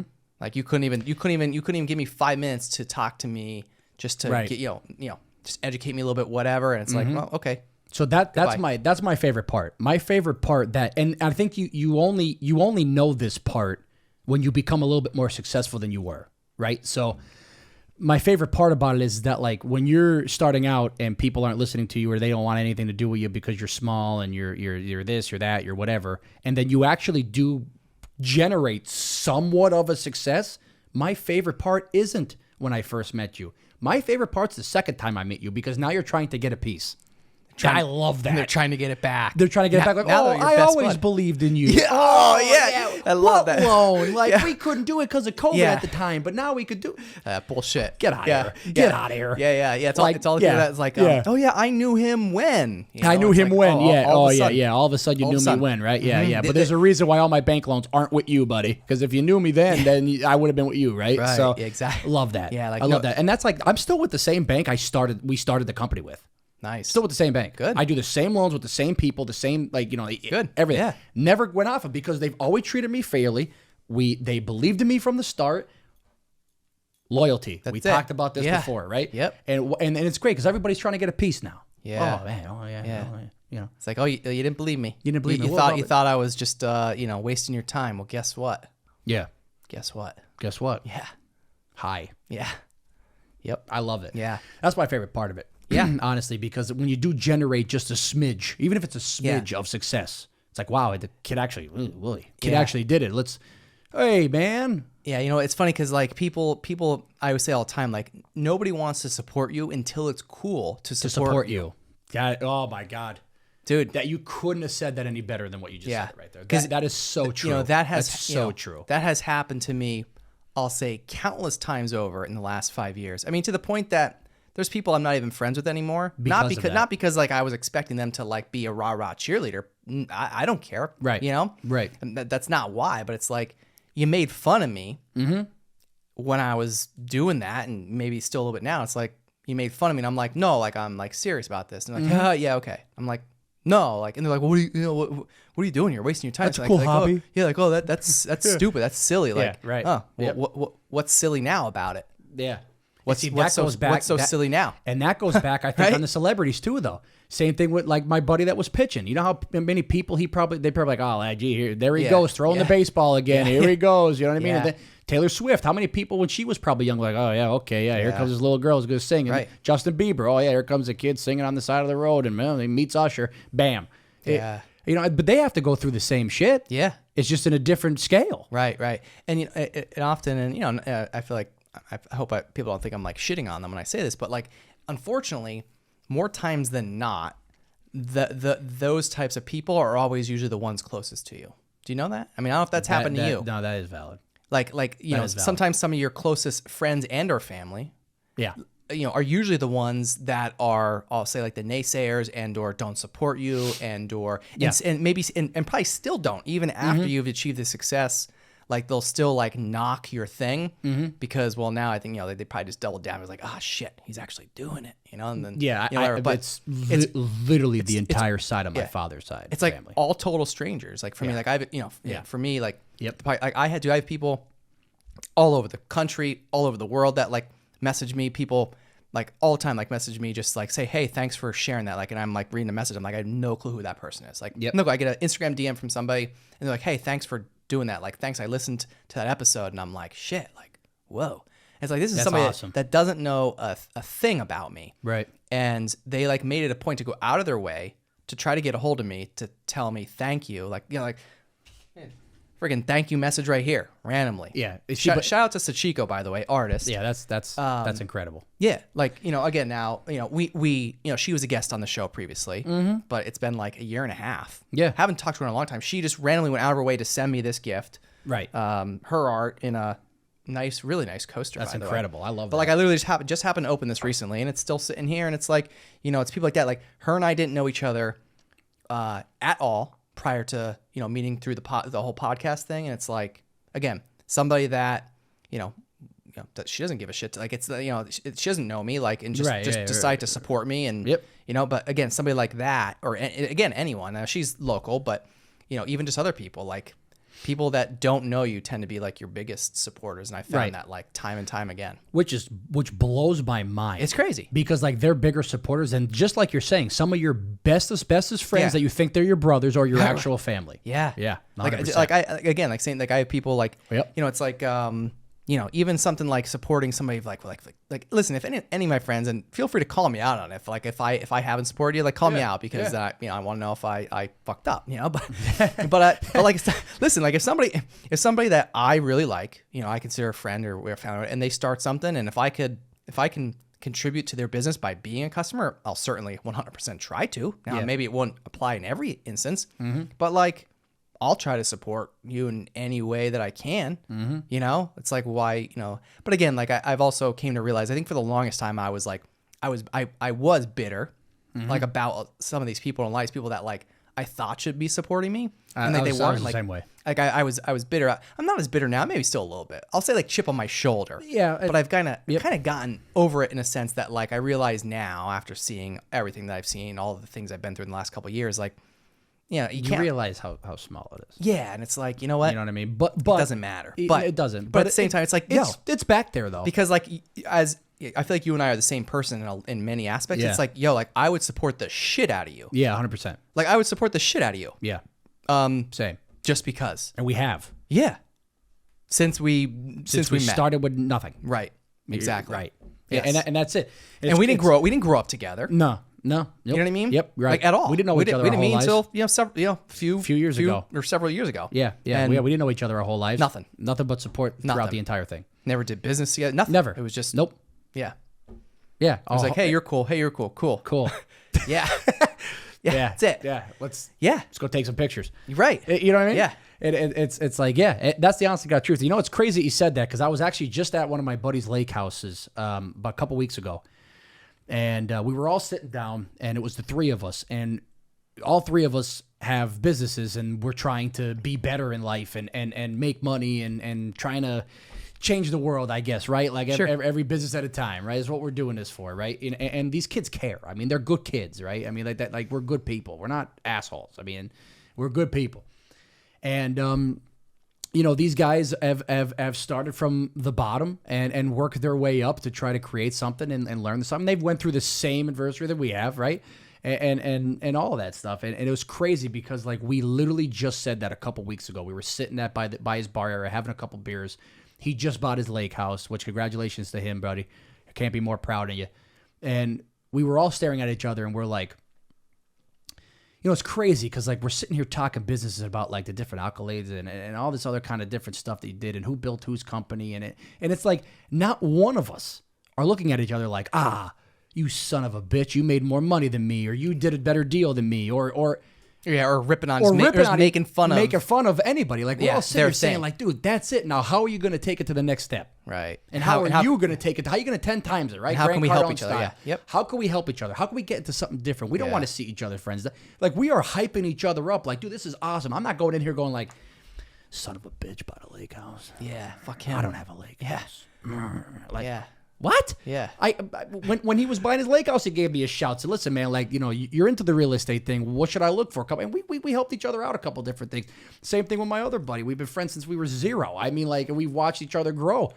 It's the same thing. I mean, like, but we were literally supporting each other in a friend group in the middle of Lake Wallenpaupack, talking about how each other should be building businesses and how proud we are from where we're going. And, hey, man, let's not stop. Let's get to the next level. Yeah.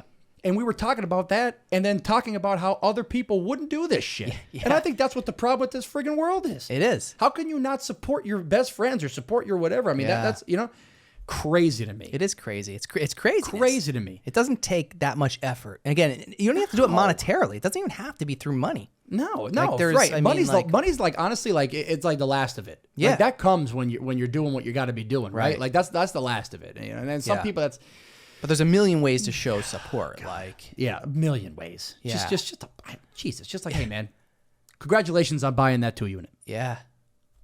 Yeah. Nice work. I didn't choke on that. You know what I mean? Yeah. I didn't go down. I'm feeling pretty good right now. Yeah. How hard is that? Hey, man, nice episode, Bill. Mm-hmm. Sick, dude. Hey, you're building them up. You're doing this. You're doing that. Yep. Good shit, man. Mm-hmm. Good shit. Yeah. It's actually pretty easy. People can't do that. On the Stacks will be back in a flash after a word from our sponsor.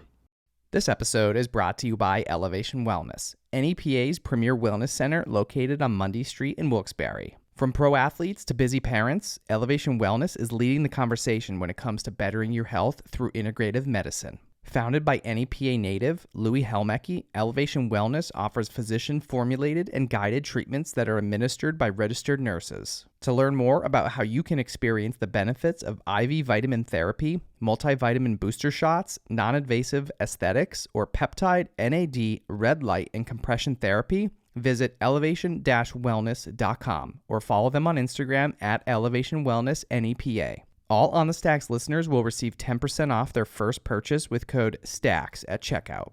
Call 570-762-9400 or visit elevation-wellness.com to book your appointment today. Elevation Wellness, taking your health to new heights.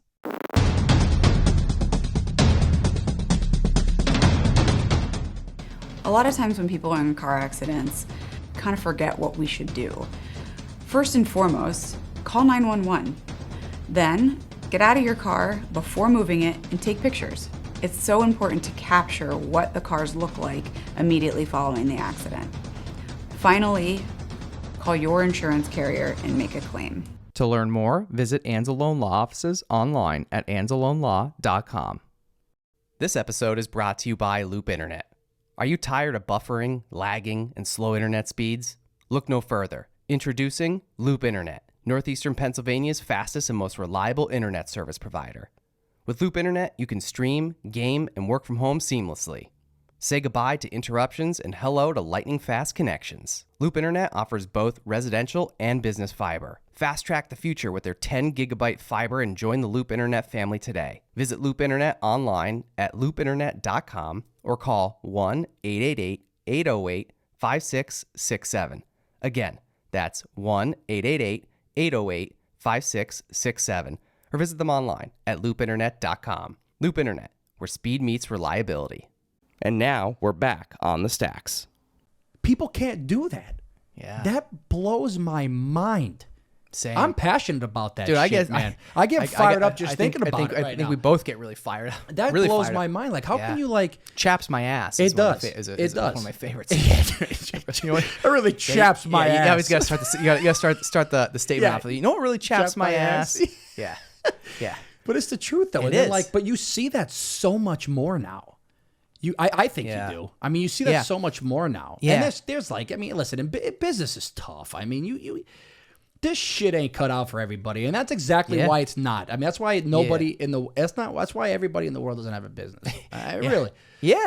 It's like, because you know what it is though. Like, I did this in college. When I was in college, my first year, I was going for pre-med. Okay. I was going for pre-med, right? Yeah. All right. Okay. Yeah, that's what I wanted to do. Yeah. Right? So I'm sitting in a biology class, right? I'm talking 140 kids in this class. Easy. You know what I mean? It was a bigger college at the time. Sitting all the way in the back. It's in like a arena, I feel. Like, right? It's like, you know, I feel like I'm in an arena, dude. Like, I'm about to be on the Eras tour with Taylor Swift. You're at a right concert now, right now. I'm in an arena, right? And I'm looking down at everybody, and I'm like, God damn, there's a lot of people here. And then the first 2 weeks, the teacher did absolutely nothing but try to weed out the people. And she did. That class went from like 130, 140 to like 70. Wow. In like this. She, like, the first 2 weeks, she just started grinding shit. Like, I don't know if that was her plan or that's the idea. Yeah, probably. But I probably, Yeah. right? But it's like, because a lot of people quit easy. Yeah, a lot of people give up too easy. They give up too easy. Yeah, And they're not- not as serious. They're not as serious They as- just like the idea of it. Right. They They just like the idea of being a doctor, being a whatever, Yes. but you're not going to go through the motions, yeah, right? when So, you have like, to actually and- put in the work. But that's how this college was. They were like, we're going to break you. Yeah. Because we don't want you to be here just skating by, you know, to become a doctor, right? Yeah. And they did. They dropped people like a bad habit. Those kids, some of the kids didn't even, they walked out in the first day. First day of that class, within the first 20 minutes of that teacher coming, they got up and left. Mm-hmm. I'm like, well, there you go. There's a droppy. There's a withdrawal. There's a withdrawal. There's a withdrawal. And sure as shit, the class ended with 60 or 70 kids, which is still a lot, but granted the size of the college, Still, right? yeah. So, but I'm just like, But that's how it is with business too. Though, like not everybody can start a business and be successful at it. You weed out the people that can't. Can't. I mean, it is what it is. It's a dog eat world. I mean, you know, and if you can't handle like someone telling you look weird. Same for you, man. I mean, it's what it is, right? I like that. Yeah, same for you. That was good. I love it. That was good. Yeah. But it's the truth, though. Yeah. It's the truth. It is. Like you have to be able to deal with that. There's a lot. I get made fun of all the time. Yeah. Right now, because of like being young or being this or being that or my dad or my brothers or whatever. I mean, I don't know. You're lucky. Yeah. Well, okay. Yeah. All right. You know, all that bullshit. Do you know how many people probably say that shit behind closed doors? That's just the people I know. Yeah. You know what I mean? Right. Yeah. Imagine how many people behind closed doors that like are to your face, like saying like, "Oh, dude, yeah, congratulations." They're going behind closed doors saying, "Yeah, yeah." You know what I mean? Yep. Dude, it's. But I think that's a problem. I don't understand. Why people can't support. I don't know. I think part of it. I guess it's the same reason why people don't open doors for people anymore. I guess. Yeah, that's weird. I still open and hold doors way too long. Way too long. Just like, I would all day long. Yeah, so I can't help myself. I and then like if somebody doesn't hold the door, I'm like, you ignorant son of a bitch. It's same. I go crazy in my mind. What the hell's wrong with you? Oh my god. Yeah. Or when you hold it for somebody and they don't say thank you, and they walk right by you. That's the greatest part. And you're holding it like literally. And yeah, you know what I say? What? I say thank you. I do it. Yeah. No. You know what I say? I just go, you're welcome. That's a good one. I'm gonna use that next or time. thank you. Either one. You know what I mean? If I'm holding the door and they just walk by, I'm like, thanks. Yeah. You could say, yeah. Mm-hmm. Like I'm looking around, like, where's Ashton Kutcher? Am I about to get punked? Right. Dude, it happens to me every day. Every day. Oh, every day. Bill. Like, or when you're same thing when you're driving and you let somebody you wave somebody on and you don't give me a thank you wave. I want to smash my car into you. Seriously. Yeah. At 100 miles an hour. Yes. And it's just like, and you know what though? If you don't want to take let me give you this, which is ridiculous. You could do this. But if you can't, could do this. All right, do that again. Oh wait, start. Do it again. But people, you could do this. All right. But if you can't, if you can't multitask. But if you can't, there's no reason why you can't give the flick of the headlights. Yes. Right? Yeah, they're right there. Just give it a flick. You're not taking your hands off the wheel? Yep. You can't take your little. And there's no excuse. I don't care. That's still not. It's not. I like the fact that you tried to make it a little bit. I tried to make it easier, but no excuse. The point of it was that there's no friggin' excuse. There's no excuse for a simple thank you. You know, and whenever somebody lets me go somewhere, like I go out of my way sometimes to roll the window down. I'm the guy like this out the window, out of my sunroof. I'm like, I agree.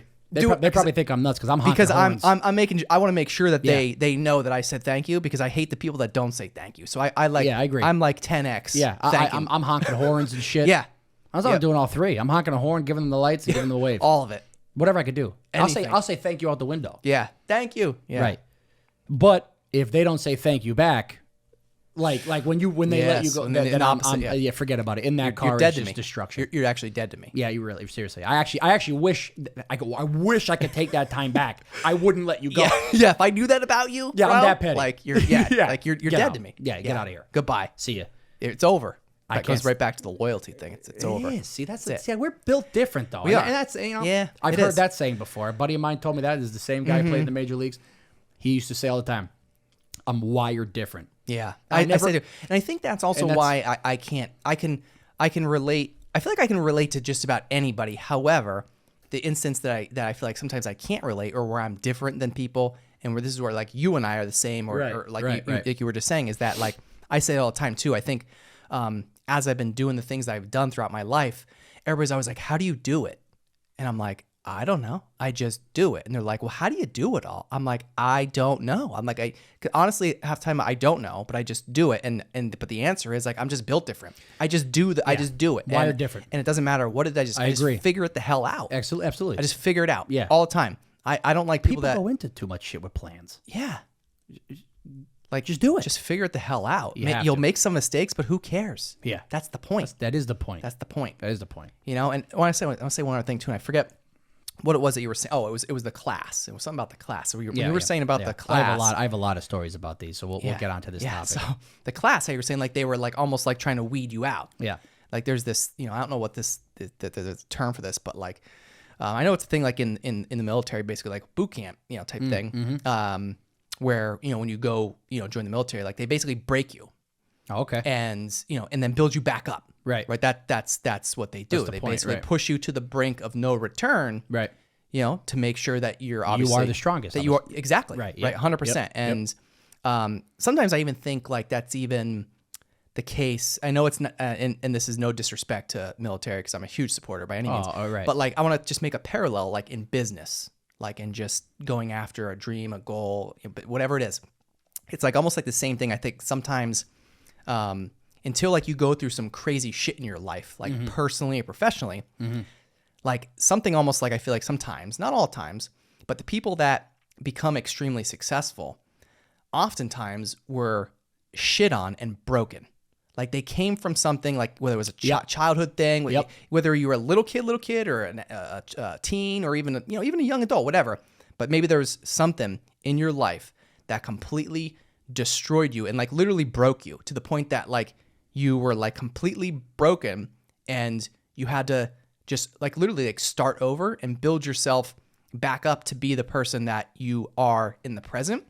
And like when you really, God, that can't be any more than true. Yeah. That's so true. it is. That's It so is. true. And sometimes, honestly, I feel like you can't. Sometimes this is gonna sound weird, but I almost feel like sometimes you can't be extremely successful unless You go through that. Unless you go through that. Yeah. Unless you go through that until like I said it to somebody else the other day, like literally just a week ago. Can't even speak right now. I'm all fired up. I know. Shout out to Matt Oganowski, big supporter of the show. Just randomly, Awesome. calls me. Actually, I think of an unread text from him. I feel bad. I have to get back to him. But Sorry. yeah, Sorry. sorry. I'm sorry. Maybe I'll answer your text on the show here. But like him and I were talking about it. What? Yep. Yeah. Yeah, it is. Yeah. Sorry. Yeah. But I was saying to him, I was like, listen, we were kind of talking about the same type of topic, and I was like, you know what? I said, I've been through so much shit in the last couple of years. I said, there's nothing that can break me anymore. Yeah. Yes. Ever again. Yep. I mean, am I still gonna have some, hard times? Oh, going okay. for, 100%. 100%. But like, the Too strong. Some of the things that, that I've experienced personally, professionally over the last Yeah. couple of years, man, like in some of it, like I just, That's willpower. I haven't like really That's- talked about some stuff Yep. yet, and I'm going to, in the near future, but like, it's like I literally said to him on the phone, I was like, dude, there's nothing that can break me. I'm like, maybe a year or two ago, Yep. like maybe more things would have got me upset or offended or whatever the case, or thinking about quitting, Yeah. But like now it's like, man, it's like I don't care what you say or do, like nothing can stop me. Mm-hmm. Like if people only knew like the shit I've gone through to like just to keep advancing this business, this company, everything. Mm-hmm. It's like people tell me all the time, like, you're insane. And I'm like, I know, Yeah. and then but must be nice. yeah, right. And then right. So yeah, right. But it's like people, there's something about that. And again, I'm not like saying like, oh, like just hope and wish. Like if you're not successful, and you're saying, oh, I need something real terrible to happen to me. No. No. And I don't wish it. It's just things Things are happen. different. Things are. Yep. I truly believe, like I said, like everything happens for a reason. And I've been torn down and built myself back up, and it's like I thought I had confidence a couple of years ago. Oh God, Bro. And you know what's crazy though? Like, Dude. and but here's the thing though.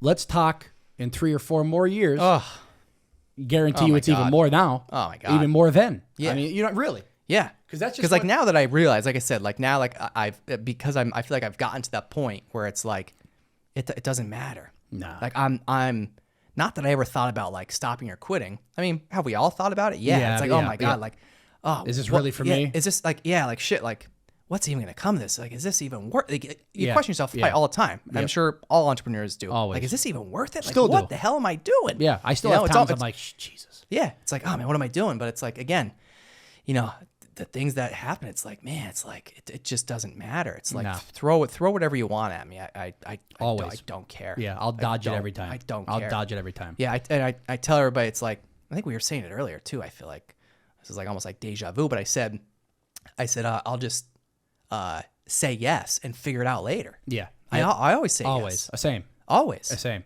I go Always. and you know what though, it does trickle over to my personal life. I can't make plans because I'm just like I got shit just happens Yeah. throughout the day where I'm going, and then people are like, "Oh, like, what are you doing next week?" It's like, listen, I honestly like, I don't know. can't tell you that. Yeah. Like, I have no idea, but like, sure, mark me down. I will figure it out. Yeah. And then it will. There's times I'll be like, all right, yeah, I know we're going out for 6 o'clock, and I got 3,000 things to do, and I'm going to do it. Yep. And I almost get a sick, like, twisted love for that shit. Yeah. Because I don't know. I love being under pressure. But same. I've been like that my whole life, though. Like, Yeah, even in me too. sports and soccer games or, you know, all that other shit. Built different. I am. I am wired different, man. Yeah. I'm so built different. I'm a leader, not a follower. I've always been Yeah. my entire life. I am a leader. That's what I've been through. And soccer taught me that shit. You know, my buddy in the major leagues taught me that shit. My parents taught me that shit. You know, Yeah. I've fought through that my entire life. I'm sure as hell not going to get rid of it now. Oh, no. You know, No, and I've now- I've had people that flat out was like, because my brothers were always like, you know, I was never the A student. I wasn't. I wasn't even close. No, me neither. My brothers had straight A's. A lot of my brothers had straight A's. I mean, like, you know, they did really well. I mean, and they worked their ass off for it. Not that they just got Sure. lucky Yeah, again. yeah. That's not a thing. Yeah, but like as a kid, like growing up, and I can relate so much to this too, because again, no I was way. the sometimes if I got an A, I was like lucky. Yeah, I was like, yo, like when I got an A, my parents were like, holy shit, Yeah, my father you. would get me a gift. Yeah, like my mom had like tried to bribe me with money, and I'm just like, nah, I don't care. I really don't. No, I really no, like no. I don't. My I don't. father my mom's could've- gonna it be watching don't it. She's matter. gonna laugh her ass off Yeah. because it was Oh, like I yeah. got like literally a couple bucks and I would get A's, and it's just like I just didn't care. No. because I didn't like it. and It wasn't for me. And No, and my father could literally have been like, "I will buy you a Ferrari Don't if matter. you get an A." Yeah. Well, nope, can't do it. Nope. Nope, Yeah, keep it. Yeah. It is. Yeah. And I was just not. because it wasn't your thing. No, at the time, soccer was. That was Yeah. my shit. That's what I was going for. I was going to be professional. That's it. Nobody's going to tell me different. And that's just what it is. And at the time, like, I just made sure I got the grades so I can just play. Yeah, that's how I was too. I was like, all right, as long as I don't get suspended, I can't participate in sports. Then Yeah, I'm good. That's the way I was. Good as long as I get by enough that I'm not grounded at home, Right. And the school doesn't like, take me out. Yeah, take me out. Yeah, You know, bench right, you. Yeah, Right, yeah, right. Seriously. Same. Yeah. You know, because I had to work up at that point, man. Because, like, you know, the colleges I got into didn't accept SAT scores. Thank you. Yeah. You know what I mean? Yeah. Thank you. Yeah. So I got into college that way, and let me tell you something. Excuse me. I immediately regretted my decision. I am grateful for the year I spent at a big time college, because I have gathered friends that and experiences and shit that I needed to go through. I needed to go through that I will never be able to go through at a local community college, right? But I when I went back to LCC, when I got back into the area, and I was like, I gotta go to LCC and just get my shit right and go to a different 4-year college. You know what I mean? Because pre-med wasn't for me. I knew that in the gate. I just knew I wanted to be a doctor. I didn't know what the hell I wanted to do, right? And then I honestly, like, I really started transitioning to the physical therapy. I was like, yeah, I really want to be a physical therapist. You know what I mean? I actually truly did, and I worked for it. And then it made me realize something. Is like, I got into pre-med. I didn't work for it because I didn't want it. I failed miserably. And I was like, yeah, this makes sense. And then, like, I actually wanted to be a physical therapist. And all of a sudden, my grades were fantastic. I made the dean's list the first time in my life at LCC. I was like, I didn't even try. And I was like, Because it was something you actually enjoyed. yeah. And then That's the difference. And then the freaking light bulb went on. Hey, that's probably what's, you know what I mean? So I was like, listen, Yeah. if you like that's the ticket for it. And I truly believe that everybody is put on this earth for a reason. Yeah. I don't know something. There is something for everybody. there is something for everybody. And you shouldn't make fun of yourself, or people shouldn't. First of all, people should be making fun of friggin' nobody. That's number one. Number two is, like, if it's being a hairstylist, then go be the best hairstylist you could friggin' be. If it's, you know, throwing a rock across a river, I have no idea. Go throw the shit out of that rock. Yeah. Because that's what makes you, and I bet you're going to be the best you possibly could be, because, you know, and that was my problem in elementary school into grade school before I got into, like, 7th or 8th. So I went to, like, a private school when I was younger. Oh my God. Oh my God. Like, we might need a whole part 3 for this. I know. Well, we're going to. It's already decided. It's decided, right? Yeah. But, like, I have physically been, so, like, let me, that place sucked. I hated it. And I failed miserably in that school because there's nothing I could or couldn't do that was going to impress the higher up there. I would fail tests on purpose because I knew whether I passed them or failed them, I was still going into her office and I had to retake the damn test. Seriously. Wow. That's how I was treated. That's wild. And it was like, it didn't matter. Like, you know, I rolled my eyes at the teacher once. See ya. Go see the higher up, man. And I go see the higher up, and then like, you know, and all this shit would, and you know. But I've been, I don't know if you ever had this before, and I'm not about to say who it is, the school, all this other stuff, but I was about to call it out. I had bad school experience. I mean, you know, about to call it out. I've literally been told by the higher up there that I will never be successful in life. I am going nowhere, and I will never be successful like my brothers was. My brothers went to school there. So they knew him. Literally been told there that I will never be successful in life. I'm not going anywhere, and I'll never be like my brothers. I was like in 5th grade. I mean, because the place only went up to 6 when I was there. Are you shitting me? I've been told that. Yeah. Well, I believe it. 28 years old, $3 million worth of real estate later. Gotcha. Gotcha, bitch. And I love it. I'll have to clip that, send it to him. Yeah. And let me tell you something. There's, you know, I know. I look for that place to go up for sale. Yeah. Every day of my life. Oh, you're gonna buy that shit. Every fucking day of my life. Oh, I can't wait. I wait patiently. I can't wait. I wait patiently. I love it. Yeah. I love it. Oh my God. Yeah. And I was a hell of a soccer player now. Now this is the same place now. Mm-hmm. I got back at them once. You know what I mean? We played dodgeball out in the yard. Let me tell you something. I knew where they parked. I knew what car they had. Oh my God, I had a hell of a left leg. Nice. I smashed that car clean. Nice. It was awesome. It was the last time I was allowed to play dodgeball. Or not dodgeball. I'm sorry, kickball. Yeah. Kickball. I apologize. Kickball. Yeah. It was the last time. I did. I aimed right for the taillight. Smashed it clean. This felt so great. I feel it for you. Yeah. That bad? I'm sorry. No. Not to that person. I'm not sorry to that person. No. Not at all. But you know what though? That's something to be said about that though. On a realistic note, that stuck with me my whole life. Oh yeah, and it will forever. Forever, dude. I mean, same. I literally have forever. Yeah. This is a serious school. Yeah, these are teachers. A serious person. Yeah.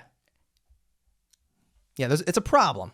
That's a problem. It's a problem. You shouldn't be in business. Number one. Yeah. I mean, that's just number one. Yeah. First of all, you shouldn't be an educator if that's and then how the you treat. crazy part was after I graduated from that school, went on to the next one, a couple of years, I went back because I honestly appreciated some of the teachers there. I did.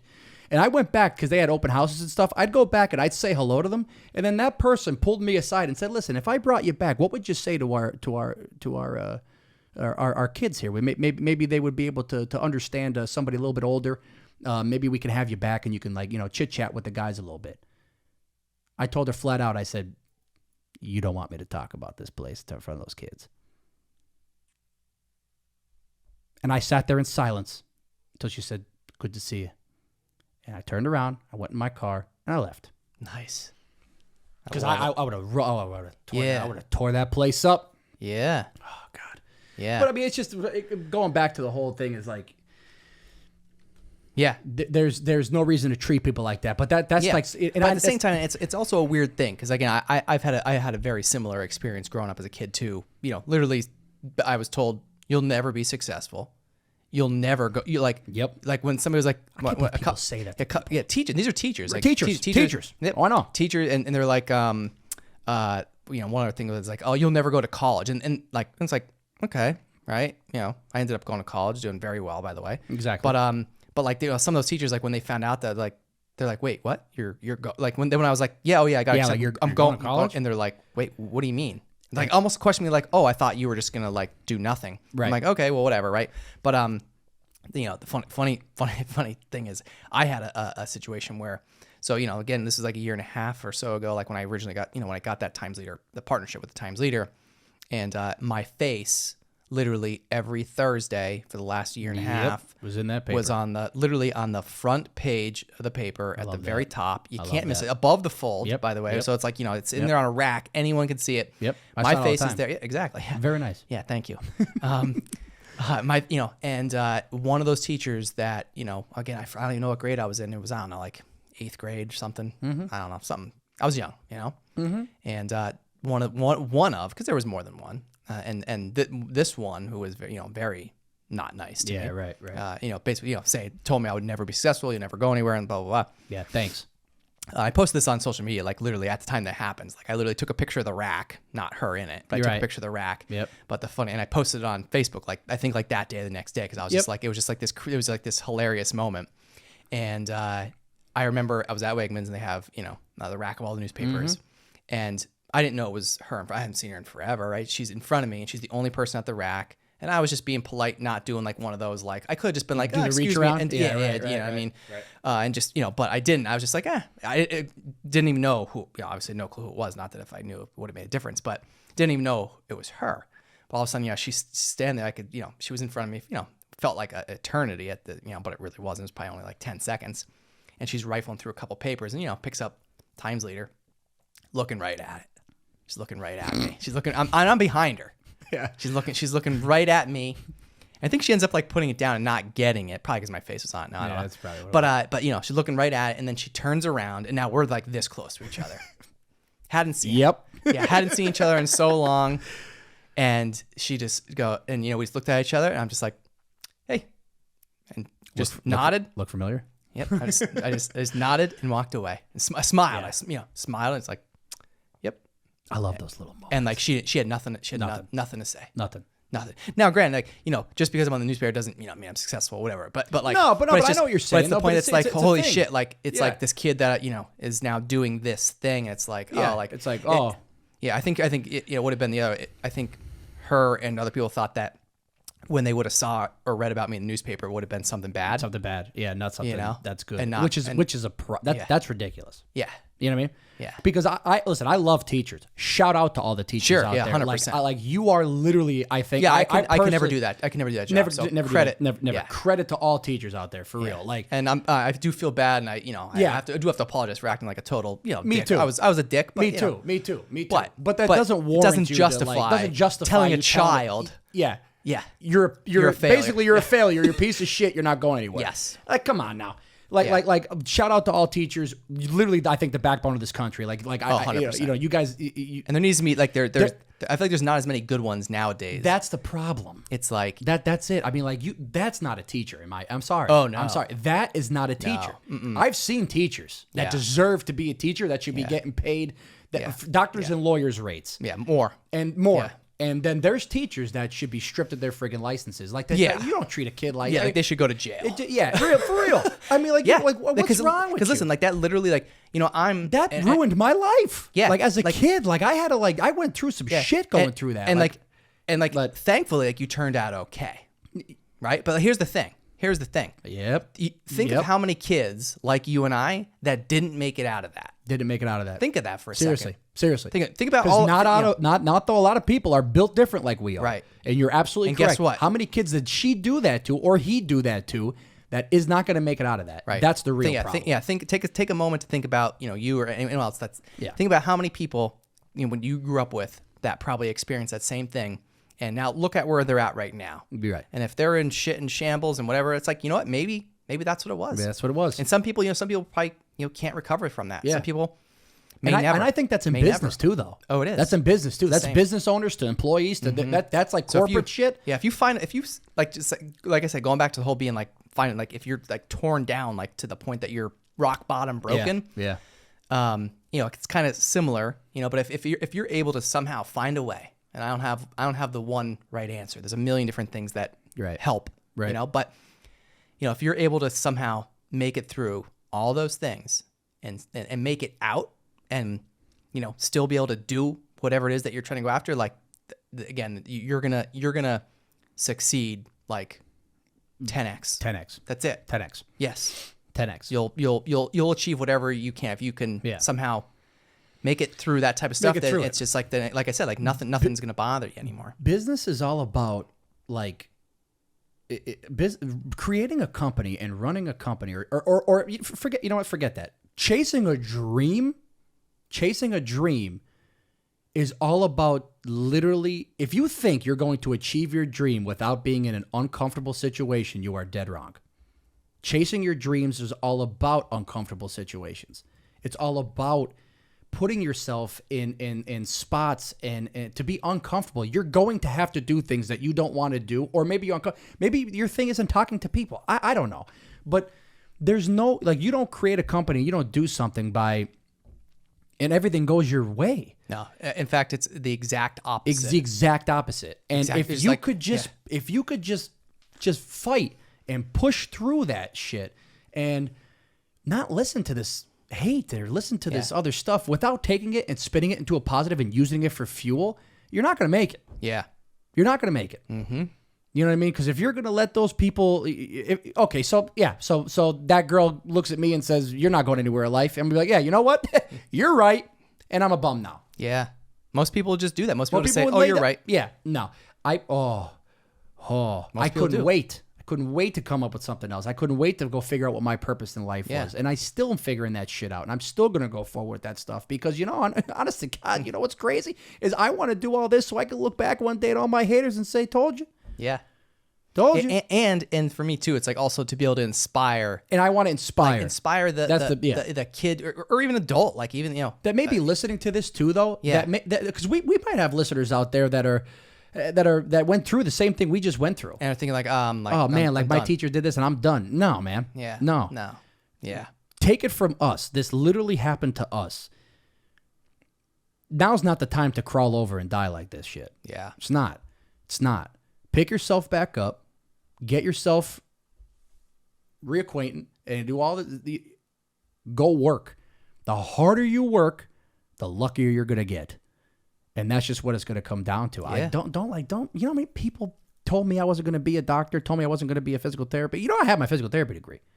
I mean, like, people, that's another thing. People are like, oh, like, because I went to East Stroudsburg. Shout out to East Stroudsburg. I love that college. I'm not going to lie about it. I didn't think I was going to. I got there. One of the greatest colleges I went to, thank God. Best PT program around. Loved everything about that place. It's huge shout out to mainly, you know, Dr.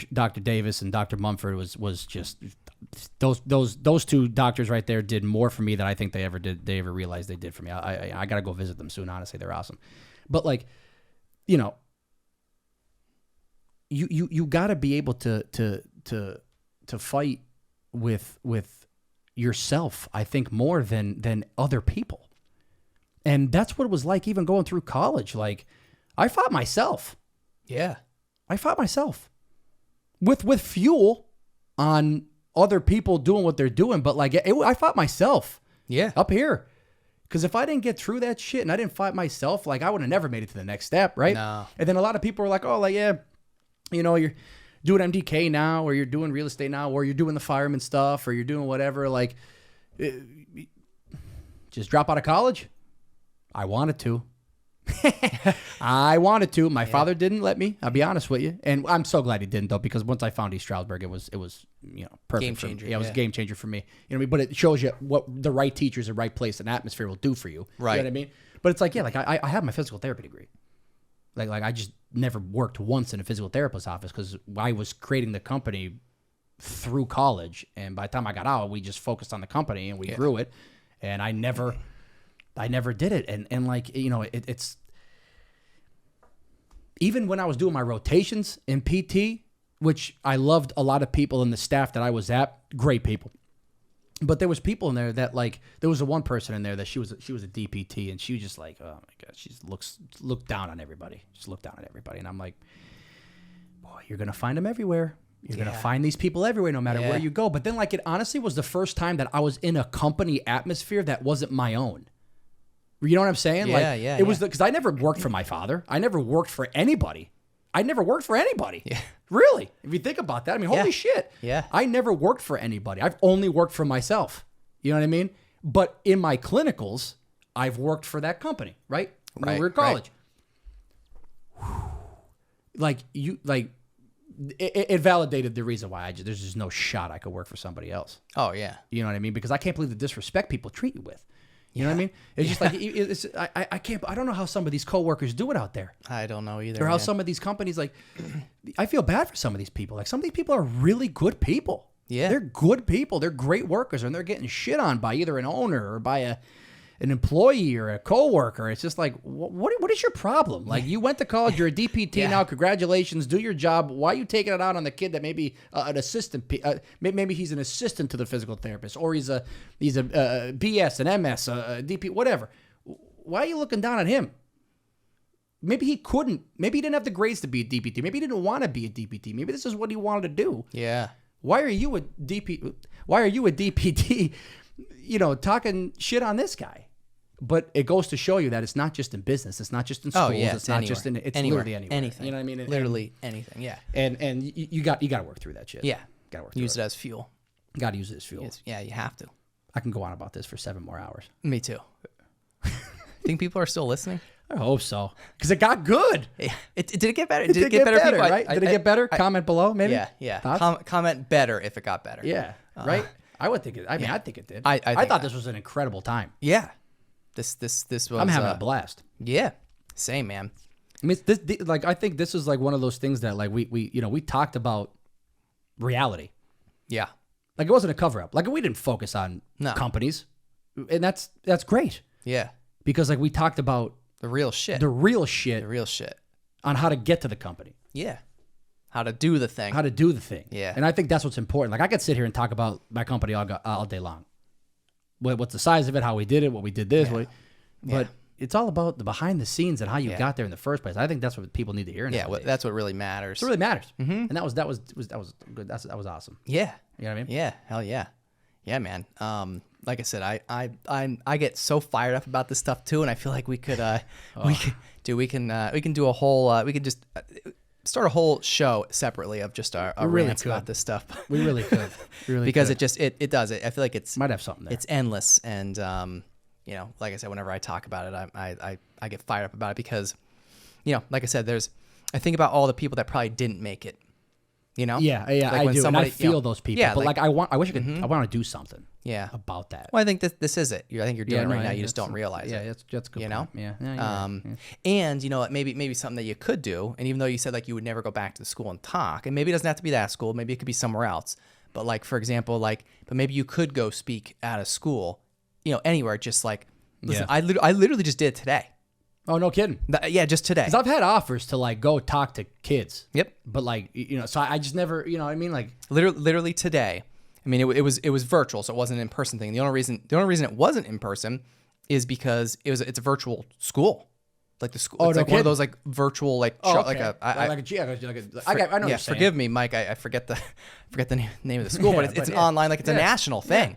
And like the kids that were in the class, like I didn't really even realize this and didn't really even think about it until like I was on the Zoom like talking, right, to these kids, and they ranged from like 15 to 18, and I didn't even realize until like at one point that he said it, that like these kids, not all of them are from around here, they're from like wherever. Oh, like all over the country. Yeah, maybe in certain maybe certain regions, I forget, but like I don't know exactly where, but there was definitely kids from at least or maybe it was in the state, but like they weren't here. They were definitely a couple hour drive minimum away, right? And I was like, not that I was saying I was saying some local stuff, but I was like, then I realized like, oh crap, like all these kids aren't local, but not that matters. Yeah, because we're gonna say it anyway. Yeah, but the point is that it was a virtual thing, and he just asked me. He said, "Hey, like, could you do you want to come on? It's like I forget the exact name of the course, but it's something to do with like just exposing kids to like business and entrepreneurship or whatever." And so again, the Zoom, dude, the chat on the side was just blowing up. Just like these nuts. Kids. Like I'm just talking about basically like, I went there and just wanted to just, kind of telling them like what we just talked about. Like literally like, I was a C student at, say average. Just telling your story. So like below average which student. I would love. I was always put in the back of the room because I was in trouble, or I was put in the front of the room because I was in trouble. One of the two. Mm-hmm. I was either kicked to the back or up in the front and like my feet held to the fire. But I was always, I was that kid, trouble, but not, serious, like in law trouble, but just, always in the principal's office, always detention, all that, and, didn't seem like I was ever going anywhere or whatever, and didn't know what I wanted to do, and took my whole life to figure it out, etc. And like for me, it was just, you know, being able to share with these kids like what's possible. Yeah. Like that was it. For me to be able to just tell them and be like, yo, I took this picture. Like everybody knows the ridiculous first picture I took like on the stacks, right? It's like I took that picture and turned it into a 6-figure business. Yeah, right. And it's like, you know, all while doing that, by the way, on the side. Right. Like not even doing it. Not that I wasn't trying. Right. But like I was, you know. But it wasn't all your energy. I'm operating OTS at 25% speed and capacity because I also work 50 hours a week. I'm married and have kids. You know, one kid, another on the way. Yep. And I built what I built, you know, on the side, quote unquote, on the side, which is, you know, is true. But like, again, just nights and weekends built this to what it is now. And like for me to be able to like share that to those kids, like, you know, looking back on it, you know, if there were people, you know, that, you know, if, you know, speakers that can come into schools and just talk about experiences like that, like I think that would do a screw lot your more. screw your bullshit Your- academic presentation. Not that there's anything wrong with that. Yep. I believe, you know, education is important. I'm not shitting on Right. No, but you're absolutely but right. there needs to be, in my opinion, more real life experiences where Yeah. somebody like me comes in and, you know, or you or anyone for that matter. I don't care what you do for a living, but just, you know, telling these kids like and just giving them like some like hope. And I'll tell you what, man.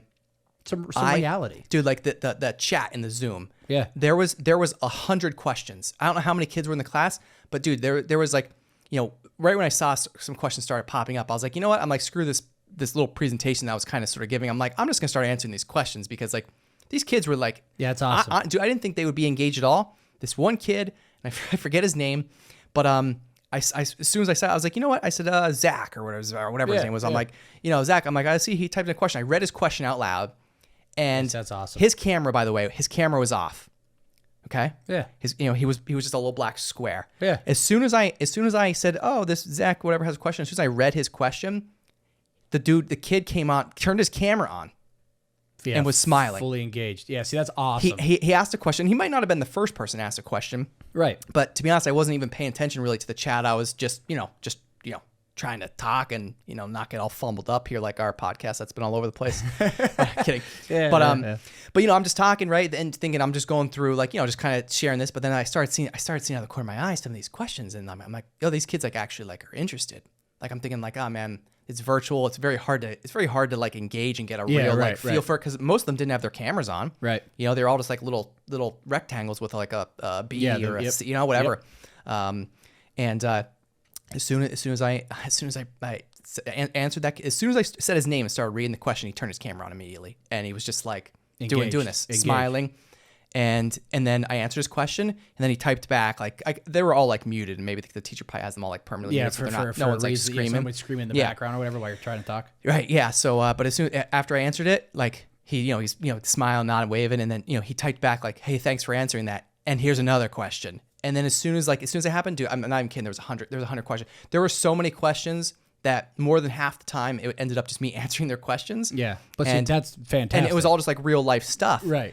And then it got to the point where like we ran out of time, of course. And then teacher was like, it's like, "Hey Bill, do you mind if he goes, there's still a lot." I'm like, "Yeah, sorry I didn't get to everyone's questions." And he goes, "Is it all right if I email you all the kids' questions that, since we ran out of time, can I email them to you? Could you answer them?" I said, "Yeah, send them all. So I don't care how many there are. I said, send them all. I'll answer them tomorrow." Yeah, right. Yep. Yeah. Yeah. And it's like, it's like that. Yeah. See, that's awesome. Yeah. That's what's got to happen. Yeah. Because I think that is just 100% more engaging than just sitting there in a class listening to someone lecture for 45 stupid. minutes and That's just kill you the whole time.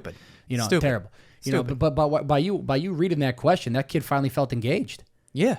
You know what I mean? Maybe I was the first person to even acknowledge that kid. Acknowledge he was there. And I don't know. Who knows? Who knows? Who knows how long? Made a difference there. Yeah. You know And what I mean? At the end, they were all thanking me. Like as they were all like, he's like, "We're wrapping up," and I'm like dragging it out a little. Because now I'm having fun with it. Yeah, right. I would be there for And like 4 more hours. Like they're all like, I mean, I'm like shocked at how these kids actually were saying like, "Hey, thanks, Bill. This was like multiple." I wish like I could somehow even go back, because I closed it and it's gone. Not that I need that I need to hang it up on my wall or anything, but like, there were so many like, "Thank you. This was very inspiring. This was great. Like, thanks so much." Like, and they were all calling me Mr. Corcoran. Like, that's why, Hey, that's great though. It's funny, but like, it's kind of weird. Like, But that shows statistically like what these kids need. Like they need a little bit something more. And I always said that. Like I don't learn well with somebody just going up there and just No, and fuck your test. fuck your test. Yeah. Jesus. Yeah. Like, get out of here. Yeah, stop. Like, get out of here. You know what I Yeah. mean?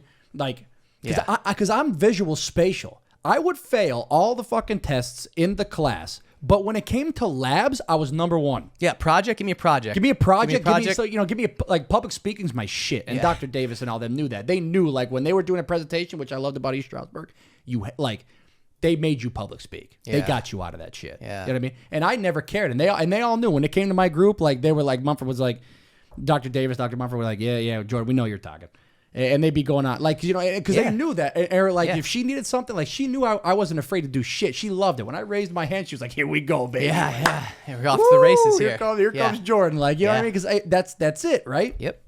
And that's what helped me engage more. Like labs, I was great, but like, so I'm like, well, how can I be failing tests because I don't want to do it, first of all, and like, I'm just like sitting here in the class, like, Yeah, and there's a difference between like an academic, like somebody that Yeah. like, listen, like anybody can memorize and take tests and whatever, but It's- yeah. can there's the difference between the test takers that do well on paper, Right. and the people that can actually just I'll say perform and excel in real life scenarios. Major difference. Major. Not even in the same ballpark. Major. It's Major difference. Night and day. and that's what I loved about Dr. Davis too, though, because like she was like, so she was the head of the, I think she still, I hope she still is, because she's literally the best they have.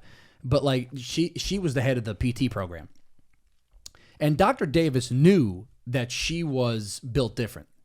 And I came to her the one time. I really did. Like, I came to her because I was taking statistics, and I had this teacher I just couldn't grab onto. Like, you all had that. I just couldn't grab onto. And I came to her, and I was like, listen, Dr. D, I'm like, I'm struggling. I'm like, I'm not, like, because when I was in her class, I just excelled because she had me. She is one of those teachers that was the greatest teacher I've ever met in my entire everybody's had freaking those, life. yeah. I had an entire life, and she, you know what I mean? She's incredible. And I've had so much fun in her class. Like, it's great. And I was like, I'm having trouble with this. You know what I mean? And she was like, I loved her. She was like, yeah, I'm probably not as good of a teacher as I am. Flat out. She's like, yeah, I understand that I know how to lecture different than most, which makes me able to grasp more. And she was like that. Like, she was the lecture that you did. Like, she had that figured out, dialed in. And same thing with Dr. Mumford. They were like a 1-2 punch. And they knew how to lecture correctly to get the kids' attention span. Like, they knew that statistically 15 minutes an average human being has as an attention span if you're not keeping it engaged. I have like 10 seconds. Exactly. But this one, I tell you, Bill, like, if you met her, she'd keep you in I the loop bet. all I day. bet, yeah. All day. It's like our conversations, Yeah. man. Like, we could, like, you're right, though. We could literally have a cast of people just come in and say, hey, talk about this today. And you and I could talk about it for 3 more hours Yeah, on it. exactly. And everybody would love it. You Never know what I run mean? out of time. Never Yeah, run out of yeah. time. And it'd be great. And that's how she was, man. And it did it. But it showed. It was like, okay, well, how can I? Because I did it. I took a class with somebody else. I failed. I took a class with her. I got an A. Why? Not because I didn't know the information here. Right. Not because I did not know. You cannot tell me that I went from a D to an A because I didn't know nothing. She had it. You know what I mean? Like, It made a difference. Makes a difference. But that's life, right? Yeah. That's how you engage in life, on everything, on whatever. I mean, like, and I have a tough people with, like, not doing something I want to do. I don't, like, when I don't want to do something, You just don't do it. That's it. do it. Yeah, no, yeah. And then, like, even like when the school said, like, do the summer reading. I'm like, no. What? Yeah. Summer reading. What Fuck that. is- It's summer. It's summer. Summer. What's summer? Like, what? First of all, and that's when they were like, we're going to test you next year. I'm like, I'm confused on where you think I give a shit. Like, I'm sorry, Yeah. but, like, what makes you think that reading this book, these 4 books, are going to that's what's going to make or break me in life, man. Let me tell you something. Is reading these 4, you guys better read these 4 books this summer, because if you don't, we're going to quiz you. Yeah. Quiz me. I'll fail that too with the rest of the Do you remember one stupid book that you read in high school that actually, again, I'm not saying everything, but like, I don't know. I'm just like, was like Romeo and Juliet or something. Was that like a play or something? Like, no offense to like that type of stuff, but Right, like, right. I forget what those classes were. There was like I had that English stuff, and reading like, and all that, but it's just like irrelevant. It was like it was like I know they made us read, like, well, actually in school they made us read To Kill a Mockingbird, and then there was like a couple other. I don't think I things. ever really read it. I don't think I never. Well, even, I know I didn't. I read never it. even read a book, cover to cover Here's my until thing. I until can't- like, dude, like Yeah, I can't tell you. This is like crazy. Like I would have been probably embarrassed to say this up until, I don't know, a few years ago or something. I don't think I ever read a book cover to cover until maybe like 10 years ago. Yeah, I couldn't agree more. Because like if it doesn't interest me, I don't care. No, I don't. If I don't think I'm gonna learn from it, I don't care. Exactly. Because like I realize time is everything. Yeah. And if I'm wasting hours upon hours, maybe days upon days, because I can't probably read through a book like somebody would, especially if I'm reading through the book and I don't want to friggin' slow read. reader. Yeah. So the whole comprehension sucks. Comprehension, whatever. Yeah, You know what I mean? Yeah, exactly. Yeah. Not a good recipe. Not a good recipe, right? Yeah. So like I don't.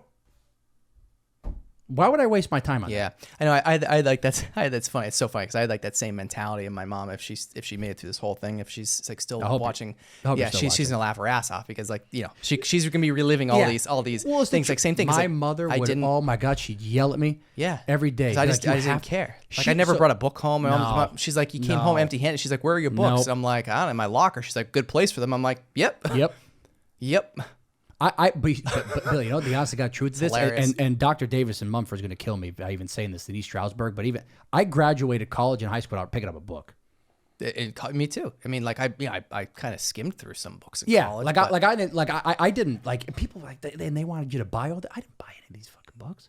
Yeah, I bought some of them. I bought some of them, but I'm talking about like some of the other ones are like, oh, like, well, you should probably get this one. Yeah. And they wink at me like, oh, well, I'm probably not. Yeah. So here we go. Like, let's do this. One of the greatest things too, by the way, is like, what's this? Again, is like even in college, like I had some classes, dude, that I never even went. Same. Ever. Like literally ever. Let me ask you a question. At Penn State. Hold on. Oh, go ahead. At Penn State, there was a service, an actual like legitimate business. I forget what it was called. Nittany Notes. It was actually called Nittany Notes. Oh, okay. You know what Nittany Notes was? No. Nittany Notes was a business that, for people like me, that I would pay them to give me the notes to class. So for people like me that didn't go to class, they paid smart kids that went to class, kids that actually, went. These kids got paid to go when they were in, it was just a class that you were taking. You would be like a Nittany Note taker. Yeah. And you would take notes like for that class. Right. And then you sell your notes or something. And then you sell it. Yeah, you sell it to this. Well, they just pay you to do whatever it might be, Yeah, they pay you to do it, and then they resell your notes to people like me who don't go to class. So I would pay for the notes because I didn't go to class. Yep. I would pay for the notes and whatever, just to get by a little bit, whatever. But I mean, same thing. High school, barely got by. Like college, straight A's. Yeah. Never went to class. I know. Like, same. Never. I did the same thing. Yeah, I made the dean's list like I was talking about the first time in my life. Yeah, when I got to college. There's only the only times didn't pick up a book, didn't go to class. Yeah, I wrote 20-page papers and the night before it was due. Same. And got an A, and then became a teaching assistant for that same class. That's hilarious. That's fantastic. Which is hilarious. That's fantastic. Yeah. I know there's two situations where I knew it was kind of the system was jacked up for me. One was a writing class. See, and here's my other thing, and I'm not like, I don't mean this in the.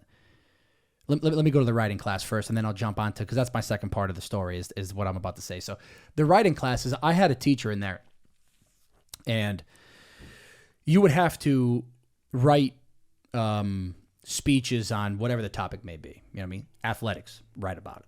Don't care about what, don't care about who, just athletics. That's what she was famous with, the one word, write 6 pages. Okay. All right. I've written a lot of pages and papers before. I have never done bad on them in college. I don't know what I've done to this woman. She hated everything I ever wrote, ever. All right. My thing was, listen, like, I don't know how you can hate what I'm writing. You're giving me one word and I'm just talking to you about the athletics. What, like, maybe if you had like, hey, talk about this, don't talk about that. Don't, you know what I mean? All right. So now I'm thinking to myself like, all right, Jordan, maybe it's not what you're writing about. Maybe you're not doing it correctly, right? Thesis, all this whatever. That's the only thing I know. Thesis. What is a thesis? I don't thesis even. at the end? I don't even know. I don't even know Brought either. back some memories, but I don't forget what it means. You know who doesn't ask me about my thesis? The banks. Yeah. That's another thing. That or the other people that you're doing business with that are paying you to do things. Exactly. You know who doesn't ask me for my report card or how good I did in college? Yeah. My accountant. Right. So okay. Yeah. Anyway, that's why they're the accountant. They got their shit. That is what it is. They're not gonna be like, "Oh, Jordan, you got a D in writing. I can't do your taxes." Yeah, we can't do business. Yeah. Okay. All right, no problem. So I couldn't figure this teacher out. And this is like where I go with bad teachers versus good teachers, you know?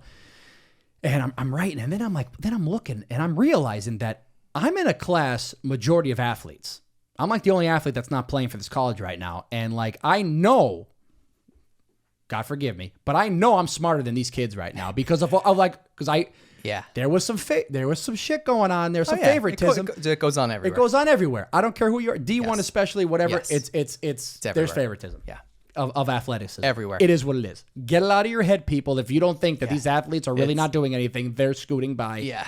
And that's what cracks me up. They're like, oh, like you know, athletic scandal. Like kids aren't, coaches are taking, every college ever. Yeah. Okay. Is Yeah, taking, taken. Ever. Okay. Ever. I literally could have gotten to a D1 school to play soccer, right? If I didn't play soccer, I couldn't get into the school. Tell me how that works. Ever. You know what I'm saying? Yes. They were like, if you play soccer here, we'll accept you. It doesn't matter. You can get in. You're accept you. Now, if you don't want to play soccer, we're not accepting you. Right. That means what does that? Does that mean I'm not actually academically, which I'm not, inclined to be in the school? So how many people are going to these schools that aren't actually? Oh yeah. Whatever. Anyway, that's part 3. Part 3. So let me get through this point. So, so I'm in the thing, and I can't figure this girl out. I can't figure this teacher out. So she's kicking my ass all the time. So I'm like, you know what I'm going to do? There was a place on campus that you could go take your papers, and you would have actual writing professionals critique it. Oh, I see where this is going. Right? I know where this is going. Let's do this.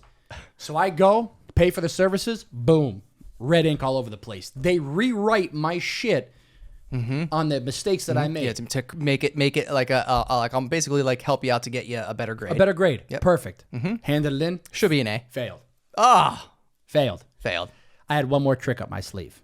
I said, okay. I said, this girl has something against me. I'm telling you, I'm not trying to be this guy, but I wound. So when we first went to the college, they had like the colleges, and I think they called it the Nobel Peace Prize of like of the colleges. They had like a their thing. They're like prizes that they give out to the writers, and I became friends with this person.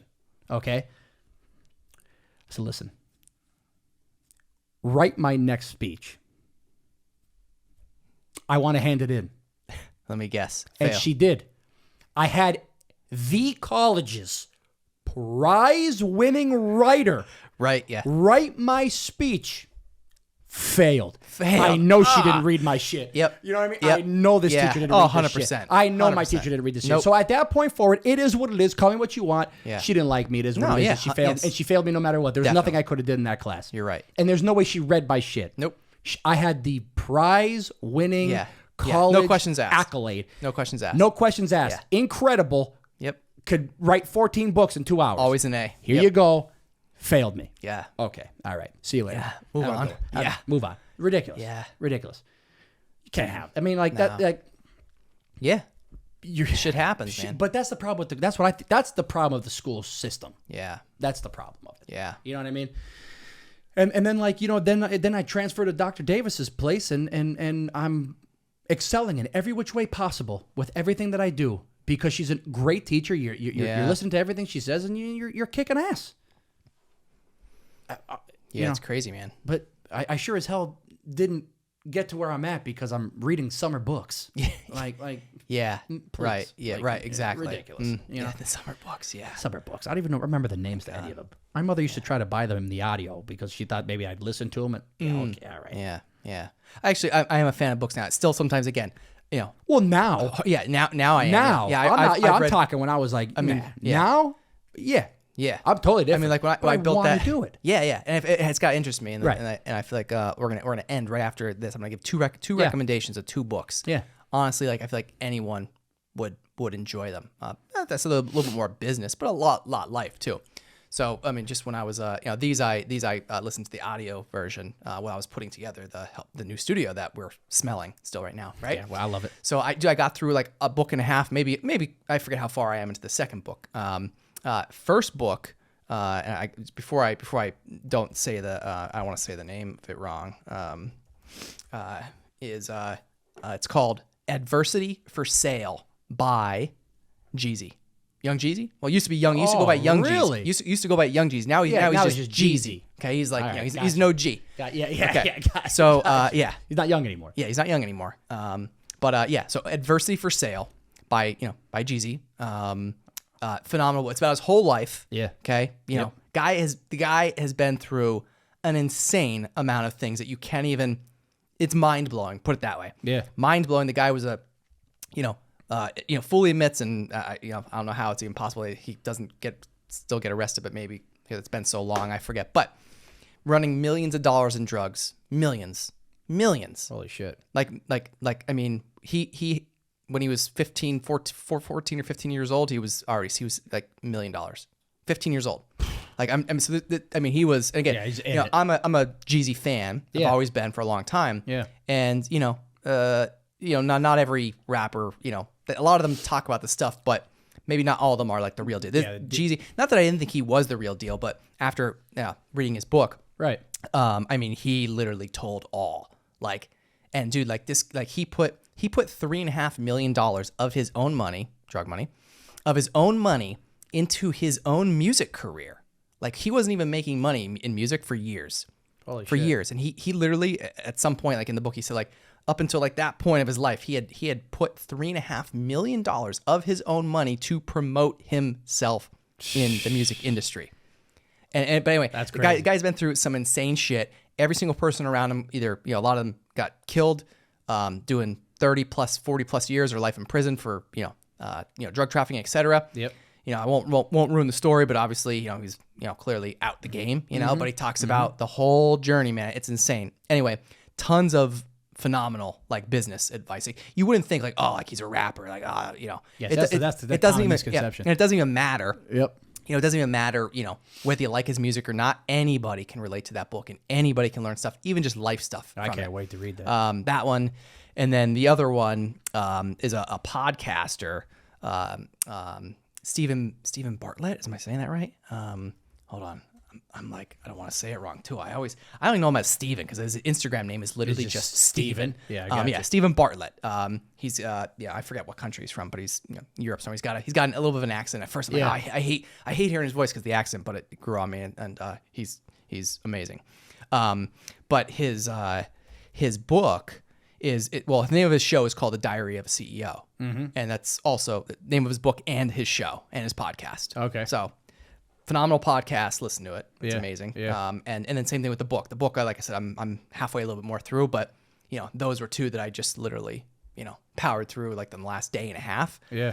Same thing, Diary of a CEO, just basically, his thing is it's the 33 laws of business and life. Oh, that's pretty sweet. And like, again, like there's just so much and so many things that you don't really think about until like you hear people saying it. Yeah. Right. Yep. And when you hear it, it's like, damn, like I should have been doing that all this time. Or, what, I'm going to take that and I'm going to do that next week. Or I'm going to do that in my next conversation with somebody. Mm-hmm. And it's like, man, there's so, like, again, like, going back to the, the books in high school, it's like, yeah, it's all worthless shit, but then like, it's like stuff like this. It's like I want to read this stuff. Right. You know what I mean? Like, so. That comes with us being mature too, though. Yeah. Not more than we were then. I mean, I'm still immature a little bit. Well, so am I, but I still wouldn't read the high school books now. No. I mean, this is the stuff that they should have been. In a sense, right? Like, yeah, telling us to read. Yes, versus exactly, like real life shit. Real life shit. Yeah. Now, of course, they're not going to give a book to a teenage kid about a drug dealer. But I maybe agree. they should. But maybe they should. But no, but I agree with you. Like it is like again, I'm sure there's a more PG or PG-13 version books of real life shit that they can give to young kids to learn. Because like honestly, if somebody gave me a book about, now granted, there probably couldn't have been a book written about Jeezy when we were in high school because his career was just new to the career, to the rap game, right? Right. But like looking back on it, like if somebody handed me a Jeezy book, like I'd read that. Yeah. Right. Yeah, I'd read because we feel more related to it. Yeah, being younger, being kids, we know who. You know what I mean? Yeah. Like we don't know who the 90-year-old guy is when we're 16. Mm-hmm. We know what Jeezy is. Exactly. Yeah. Yeah. Right. But yeah. So anyway, that's cool. I'll definitely peek that out. I'm still on the Diary of a CEO, but and again, same thing. His podcast is like phenomenal. It's like one of the best podcasts ever. I mean, he has every person you can possibly imagine on his show. Yeah, on the show. I mean, like everybody from Gary Vee to he just had on Buster Rhymes recently. Oh, wow, yeah. I mean, like, dude, like the stories of some of these people, man, like, obviously we grew up and like listened to like a lot, it's not just musicians and whatever, but he has just a a variety of guests on and people like that you wouldn't expect. You know, it goes from Gary Vee to Buster Rhymes and like, Yeah, right. you know, everybody in between, doctors. And all like, great stories. yeah, just like insane stories and like, you know, hearing from these people that like really did it and like what they really went through, man, it's like wild. Yeah, I love hearing those stories. Wild. I love hearing those stories. Yeah, so we'll you know, that's probably the only piece of value that we gave out this whole time. Yeah. Yeah, did we ramble a lot? I don't think so. I don't think so The people either. might think so, I don't but think so. you know, screw them. Well, let's see if they like it. Yeah. We'll I put think it you up. guys are going to like it. I think you'll like it. If not, let us know, and then either way, we're gonna do a part 3. Yeah, either way, we got it. I don't think we're gonna wait 3 years. Yeah, right. Yeah, I still can't believe that. I by still the way. can't believe that Yeah. either. I don't know I mean, how. I you have know. no idea. Yeah, I don't know. I don't know how How it's either. been 3 years. I don't know. I mean, It's hopefully we don't. I mean, it feels like it was just. It feels like it's weird. It's like a weird phenomenon. It feels like it was like yesterday, but also it feels like it was 20 years ago. yeah, picked up right where we left off. I mean, you know, hopefully, you know, you'll have me back again. Yeah. Maybe Yeah. we'll be in a new, bigger different- building. Oh, that'd be cool. We probably will. Probably. It's gonna. We happen. will at some point. We will be. We yeah. will be at some point. Yeah. So, Well, you know, I'll help you Yeah. with that move. yeah, right. Help me close up some holes in walls and Yep. you know do whatever. I got your back We'll figure it out as we go. as we go. Just figuring out that's Depending literally on how that's much it. love this video gets, I guess we'll know if the people want me back. That's right. That's right. Yeah. So Actually, the more hate we get, the better. Actually, yeah, then you're we're right. Yeah. definitely having you back. yeah, hate on this, and then I'll be Yeah. back. Yeah. Please don't leave any compliments, guys. Zero. Like, please just Zero. trash this episode. Please. I'd actually prefer it. It always does better. It always that does stuff better. always does better. Always does better. I Yeah. hope you all enjoyed it either way. Yeah, man, this was a good time. Yeah, but I appreciate you having me on again, man. Yeah, Honest to man. God, it's been a long time, but God, Yeah. it's been so much fun. Yeah. We've literally been like texting each other Yeah. past couple days, like, dude, can't wait. I know. Yeah. And it didn't disappoint. I had an absolute No. blast, man. No, We could keep going for literally 4 more hours. Yeah. Yeah. You We'll know. save that part We'll save that for 3 part and 3 and part 4. 4 and yeah. Maybe part 5. yeah. We'll see how it goes. But good stuff, So- man. Honest to God, thank you for Yeah. everything. Seriously. Yeah, man. This was It was a blast, absolute blast. It was a blast, and man, like I said, just seeing all the shit that you've done, you're growing, man. It's like, I love it, man. Yeah, I appreciate it, seeing man. it. Same with you, man. Honest to God, same with you. Yeah. I love coming back in this building and seeing everything different. Just the growth is Yeah. it's incredible, man. Every day, man. It's biggest every day fan, we're buddy, doing honest to something. God. Yeah, I'm likewise, proud man. of you, seriously. Thanks, man. I appreciate that. Absolutely. Yeah, likewise. So, all right, brother. Jordan Consagra, say it right this time. Yeah. On the Stacks in the Blue Door Studio. Thanks for joining me. If you want to see more On the Stacks content, subscribe to our YouTube channel at youtube.com/onthestackspodcast or search the hashtag On the Stacks on Instagram, Facebook, and LinkedIn.